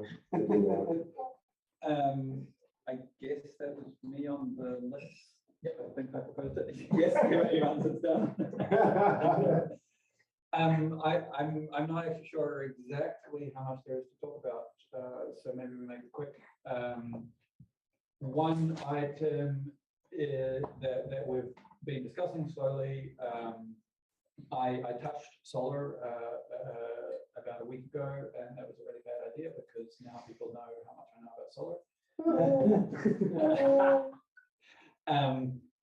We're running solar on a cluster of virtual machines, running on Hessner, running solar version 7. We would like to upgrade it to solar version 9. I've done some preliminary work on that. And Ivan and I sat down this morning and fixed the final bug that I was encountering on that. So we now have Solar 9 running in the MusicBrainz Docker infrastructure. We would like to test next Solar Cloud, which is the way of distributing a Solar search engine over many servers.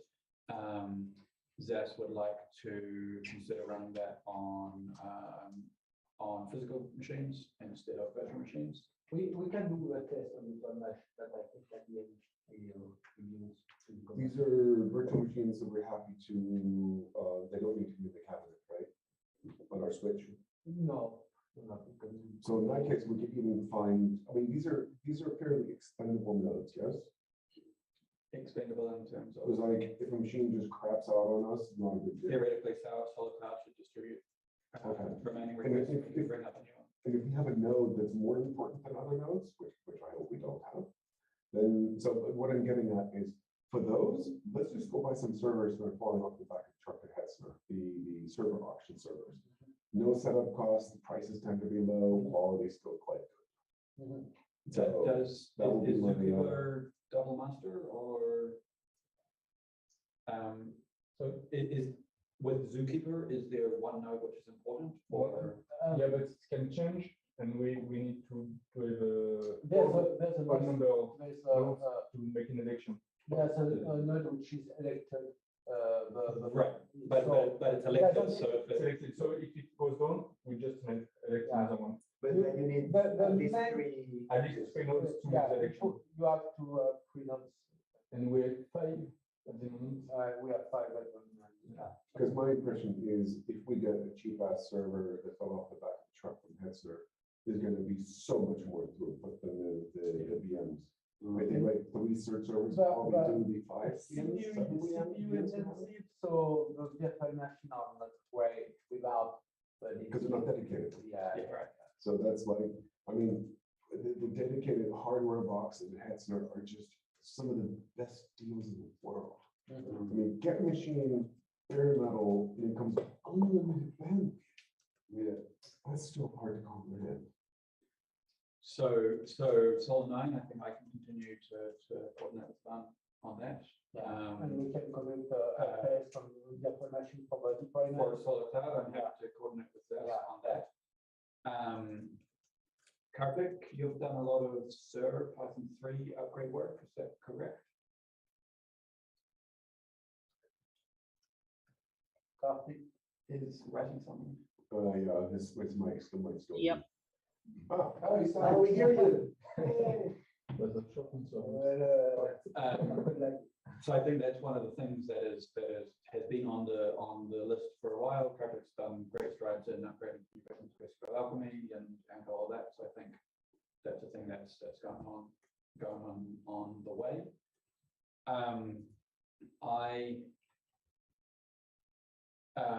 We had a very small talk yesterday or the day before, when Nico was showing off about how MusicBrainz search was better than MetaBrainz, because it can search for multiple entities at the same time. So I wonder, given I didn't consider the fact that if we start importing large amounts of data into MusicBrainz, we're going to have Elasticsearch issues, because that's a huge amount of data, and that's kind of where we start with Elasticsearch really starts failing. So would it make sense for us to, prior to indexing, bring MusicBrainz into SOLR, and at the same time have it be the guinea pig for making a single index, so that all the entities are in the single SOLR core, so we can do cross-entity searching and not have degradation in the service that MusicBrainz offers to its millions of users. Not opposed at all. But I also know absolutely nothing, next to nothing about SOLR. So my impression is that we need to write a schema, and we need to do the setup with that stuff that sounds easier, right? And then we would need to basically point search to go somewhere else, and then we need to build an indexer as well. But I mean, we're not building a search SOLR infrastructure that's in place now, especially after this upgrade. So I'm very engaged in MusicBrainz moving to SOLR, and if we can learn a few things out of that process, that would be really good. especially right now, there's so few. Exactly. Re-indexing right So now, few millions MusicBrainz of takes users. about 20 seconds. So Yeah. We've been talking about adding a search for all entity types yesterday, and yeah, we don't know exactly the implementation, only one core, but we still need to add the other cores when we need I think back in the day did a SOLR implementation. Well, no, it was actually Lucy implementation of a unified search index, which we ended up never using. So we know it's possible. Yeah, so to me, I see 2 options for it. One is we take everything that is in the X cores that we have, and we mash it into one. Then you have a field type, which is entity type, and then you can just say every field in the schema is optional, and if it's an artist, you're filling in these ones, and if it's a recording, you're filling in these ones. Something else, you're filling in these ones. just like we have copy feed in Spark, so it's not using more space than with Web. It's technical now. Maybe we can still have a separate core and have a copy core. I don't know if it exists. I don't think copy But core. I would like to avoid duplicating the data into the search indexes, because it's very large. It's 40 gigabytes. Yeah, it's very large. But definitely something we have to. Yeah. So one thing I considered, just as we were discussing it, sort of came to mind, and I don't know how much it would work, but much of the time people want an overview when they search for something and get results for all entity types. So they type Pink and they're looking for Pink and Pink Floyd and some song with Pink in the name and some album with Pink. It's possible that we could actually have sort of a separate multi-search core which only has basic metadata in it. Basic text metadata. Let's say. So when you do a search, you're only searching on title, maybe disambiguation, description, and aliases. And then you get some sort of results page. The moment you click restrict by artist, it switches and does a search on the artist score instead. Yeah, we sort of have the fuzzy search already. Yeah. Right, fuzzy search, we have type sense, and SOLR does do autocomplete. I've used it before. It's okay, not great. So let me throw a bit of a tangent in and wind back to 2009. And Ollie was on this Haskell bent, and things need to be correct, and nothing ever should be denormalized. And he wanted to do this all in the context of very resource constrained MetaBrainz. Actually, this goes back further than that. But so what he was insistent on having a search index that is just as light as possible that does the search, right? And it returns only MusicBrainz IDs, right? And then we would actually ask the database for the MusicBrainz IDs, right? So if we're actually seriously gung-ho about reducing the cores of SOLR to be smaller, but then we would have, our search traffic would also be hitting our database, right? And then originally my design was like we have search servers, but we can't really put double the load on the database server because that's too much, right? I don't know if the situation's changed. I'm just throwing this out as this is another way of doing it. Maybe not my favorite one, but I do have a direct comment reply to that, but let's did you have a comment? Kartik?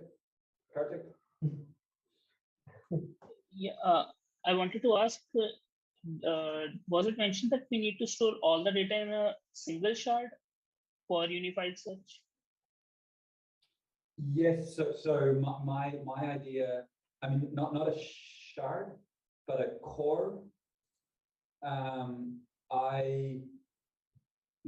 My idea was to have basically title and MBID and entity type. And that's the only things that you would search on when doing unified search. Okay, so actually SOLR supports distributed searching. We could kind of create a new schema using the existing data. Only the schema would change for the unified search, and it should use the existing data from the individual collections underlying. Please link to that because I didn't know about that. I can look into it. That might be exactly what I was talking about, but the SOLR provided way of doing that. Yeah, I haven't used it before, but I've heard of it. I'll look into it more. Awesome. In response to your question or your comment about searching SOLR and data in data coming from MusicBrainz. So to be honest, in Freesound, that's actually exactly how we do it. Now that I think about it, we actually store all of the data in the Freesound SOLR index and then just never use any of it.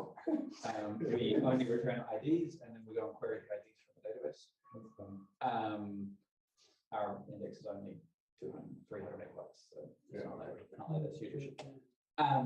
I see very, very little difference in that and this custom MB SOLR writer format that we have in SOLR, where so we actually store, we store well, not MBID, so like the title, relationships, aliases, tags, and they're all non-stored fields, so they're only index fields. And then we have one field, which is the XML of the response. And when you get a match on the document, you just pull out that and lay it out in the search results. Yes, so if we removed that, then the index size would drop by A lot. 60, 70, 80%. Yeah. Because that response also includes all of the relationships and related. Right, but then, we'd be adding a significant new load to the database servers, Yes. which I don't think is necessarily a good deal either, because I think at this point, SOLR scalability is something we actually kind of figured out, and it scales well. And honestly, if we need another worker node in SOLR, then you just add another worker node in SOLR. And storage is an anxiety. No, there's not a problem. Right. So SOLR is just as happy with 2 gigabytes of data as it is with 100 gigabytes of data. So Then that's moved. So let's try the new features to try and build a compound index. And see if we can get brains in and make a better search available all around. and I would also like to see ListenBrainz statistics used as ranking in MusicBrainz. Oh, yeah. So I think this is where I'm keen to get the popularity data. Yeah. Because the popularity data is a better index than the number of albums as far as the ranking feature and so on. So yes, absolutely. Here's another question regarding mixing. We currently also index ISBNs and other identifiers, so that we can search by mainly ISBN, I guess is the main use case. Is that easily doable as well? Ivan and I mentioned we had a really quick talk about tests. So this idea of I mean, almost in a way, Rob, what you've been discussing about ListenBrainz recommendations. How can we be sure that the responses of this algorithm are good? And I understand that there's not a lot in terms of like MusicBrainz. So from time to time, we'll try and tweak some boosts and say, well, we want Beethoven to be a little bit higher, and so we tweak some values, and it kind of goes up a bit, but we don't really check absolutely everything, and so we're not sure what's moving. We spent a long time trying some kind of boost, and at the end we just not use it. Keep something simple that works. Yeah. We know the distant idea, but we cannot guarantee that there won't be any regression later on, unless we have tests. And so if we have tests, maybe we can fine tune some parameters. I kind of always felt that the boosts were a bit hacky. But I think if you really truly need to improve the results, you keep better data into it. Like artist popularity would be feeding better data. Well, although I would argue that artist popularity is, in SOLR terminology, a boost. That's never here nor there. So that's fine. So I mean, maybe that's something worth looking into. Of at least like, I don't know. I mean, we have so many search queries that is it worth looking at what are the common search queries and what do we think people are expected to get as results? And do we think that they're getting the results that they are? I think for this new fancy combined search, it's something that we should build and at first not exposed to the web service at all for reasons like, obviously if we do something wrong, then we'll look for supporting the wrong thing for 10 years. So let's just do it on the website, because I think also these particular features that we're talking about are much more human facing rather than machine facing. Yes. And so but I mean, do we want, does it make sense to have text boxes on search results saying, how did we do? Do you think this is a good search result? Do people like seeing that? Do people I think we know what the answer is going to be in the short term. I think you should just get everyone to try it out. Yeah. Because I don't see that there's a great deal of difference between a normal user and a technical user in terms of search. And that's kind of what we did when we wrote SOLR, right? Hey, SOLR is up. High jobs are just basically like, your shit sucks. Yeah, people will let us know.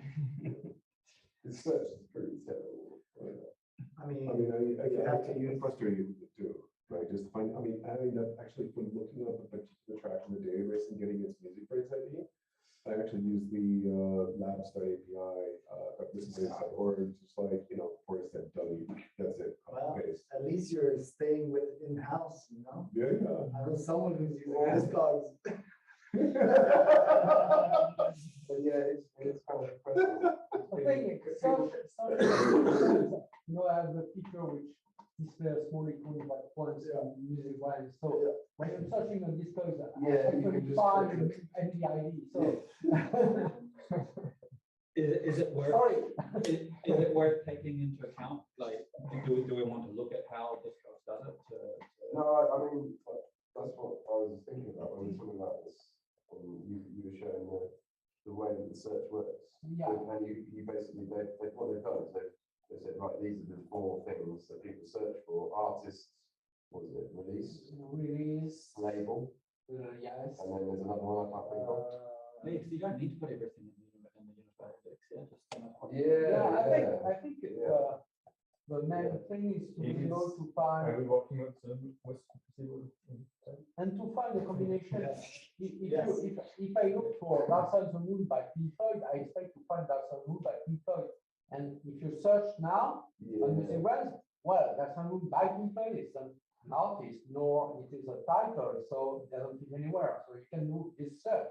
And this is why it's where this code is better, because you can type that and get an album called Dark Side of the Moon or an artist called Pink Floyd. So, and both. You get a relevant result, basically. Yes. I mean, nobody's already doing that. We clearly need that. We can screen that for the better part of 10 years that we need that. So Another thing I you were wonder- showing, which was sub-filtering of your search queries. Yeah. We find interface with a sidebar with So that kind of a bunch actually of filters. that ties into the next thing I was about to discuss very briefly. Like, let's call it advanced SOLR features. So I fixed a bug on SOLR, this one that Jesus reported about ranking not being good. Same project. And I noticed a few things which I've learned about SOLR in the last 2 or 3 years about how to use SOLR, and saying, well, hey, I see you're doing it this way, but you could actually do it this way, and SOLR is better in some particular cases. So I'd be happy to make some suggestions to that, but we would have to decide. What we're saying on Tezos right now is another thing this code is doing right, I think, is the way they have to refine your search. Let's say I take my example of that song I think, because we live on CD on everything, so you can refine. I'm looking only the CD, so I'm looking only the CD which was released in Europe, something like that. So you can narrow your search much easier than it is possible on MusicBrainz. MusicBrainz cannot narrow. There's a strict search, which is quite useful occasionally. That's partly due to the fact that Discord's naming is insane. Yeah, but this thing, strict. Faceting. Faceting, is that what it's called? That's what it's called. So facets are like pivot tables. Show me, I'm searching for releases, and then it says, well, there are 200 officials, and there are 20 EPs, and there are this many collection compilations. I'm looking for an official CD. And honestly, that's built into SOLR. You just say facet on this field, and it just does it. Pretty cool. But that being said, that being said, to do that, we'll probably have to use the XML or the JSON SOLR writer, which it brings us back to the question of, do we read from the database or not? So, or we would have to update the MB response writer format to also include faceting information. So quick tangent, I just posted a letter that I received. And of course, the universe always has the weirdest time, right? So I was sitting there and we were about to release the new search server, which is the old search server now, right? And I'm just sort of sitting there like, have we forgotten anything else? Press like finger literally hovering over the enter key. my office door opens. It says, Rob, package for you. It hands me the SOLR 1.4 book with that letter in it. It says like, thank you for providing MusicBrainz. We use this to actually make SOLR indexes to write this book. And if you're interested in helping us, if you're interested in us helping you move to SOLR, we'd be interested in doing that for you. It's just like, best timing, worst timing. SOLR 1.4. 1.4. I like the way this is the sort of enterprise structure that you buy, among others, the CIA, Netflix, and Google. Yeah, CIA. That's like, slightly worrying aspects of it. Anyways, sorry for that tangent, but that was one of those artifacts in history that was like, what? So then if we go to faceting, we will have to change interface because Yes. so more work for Aerozol, right? Yes, that could be a long-term strategy. Yeah, I mean, in terms of this, I'm just talking about things that I've seen and possible options, and I know given our timeline and resources and the speed at which we move, this probably seems like a 5-year project. I think that improvement search is going to be a huge benefit to pretty much every user of MusicBrainz. Like quality of life improvement. I think what we should do is step by step. I think clearly the single core is the most significant change. Right? Let's get that done. Let's understand what that means, and then we'll figure out faceting, fuzzy search also factors into that. And that's one of the reasons why I actually use the MapRail lookup, because it does do fuzzy search by people. Right? So. Well, yes, this is an interesting question of do we want to bring in a type sense cluster? Yeah, I know. What's type sense? So type sense is a fault tolerant search engine. Okay. But mostly for like autocomplete. Text. So what we're using in the mapper for minor spelling mistakes. Yeah. Right. We already like get rid of all stop words. Stop words. No, not stop words. But like punctuation and lowercase everything. Get rid of like all white space, and we have like one string left. Yes. Right. Yeah. We also do this internationalization. Normalization. Like even Chinese gets transliterated into English strings, and I mean it's kind of a mess, but it's kind of amazing, right? And that actually gets us a long way, but it doesn't get us typo correction, right? So by having a type sense index, now we can actually have fairly efficient typo resilient lookups. And, those are helping us. In a sense, it's basically Levenstein distance to the surface.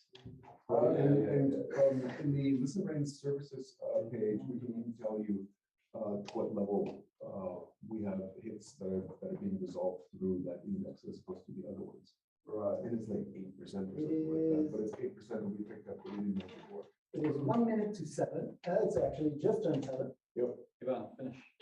Yeah, to finish, just want to thank Alistair and Kartik for the job they did on the indexer and so. Yeah. When we worked. Someone's got to do it. Yeah. Even if we don't make progress alone, I mean, we can use the reflection of the other to make progress, and it's just going much faster than often. Yeah, Rio is asking what's left on the agenda for tomorrow. It'll be easy if we just say that now. Yeah, so on the agenda for tomorrow, we have translation services / Weblate, LBUX, and all of our breakouts. So we're going to start with finishing the topics tomorrow at 2. That shouldn't take terribly long, and then we'll actually break out into breakout sessions. It looks like the schedule is doable for tomorrow. All right, so let's wrap up for the day. Thank you for everyone who's been tuning in and helping out and giving us, hassling us and asking us questions and whatnot. Thank you so much. And for everyone who was here, there's a bus leaving in 14 minutes, I believe. Yes, there's a bus leaving in 14 minutes, which we can catch. So everyone, we have about, let's say 8 minutes before we're out the door. Got 5 minutes. 5 minutes. All right, who wants to come? Like, all of you guys need to be here next year for sure, but okay. All right, have a good evening, everyone. And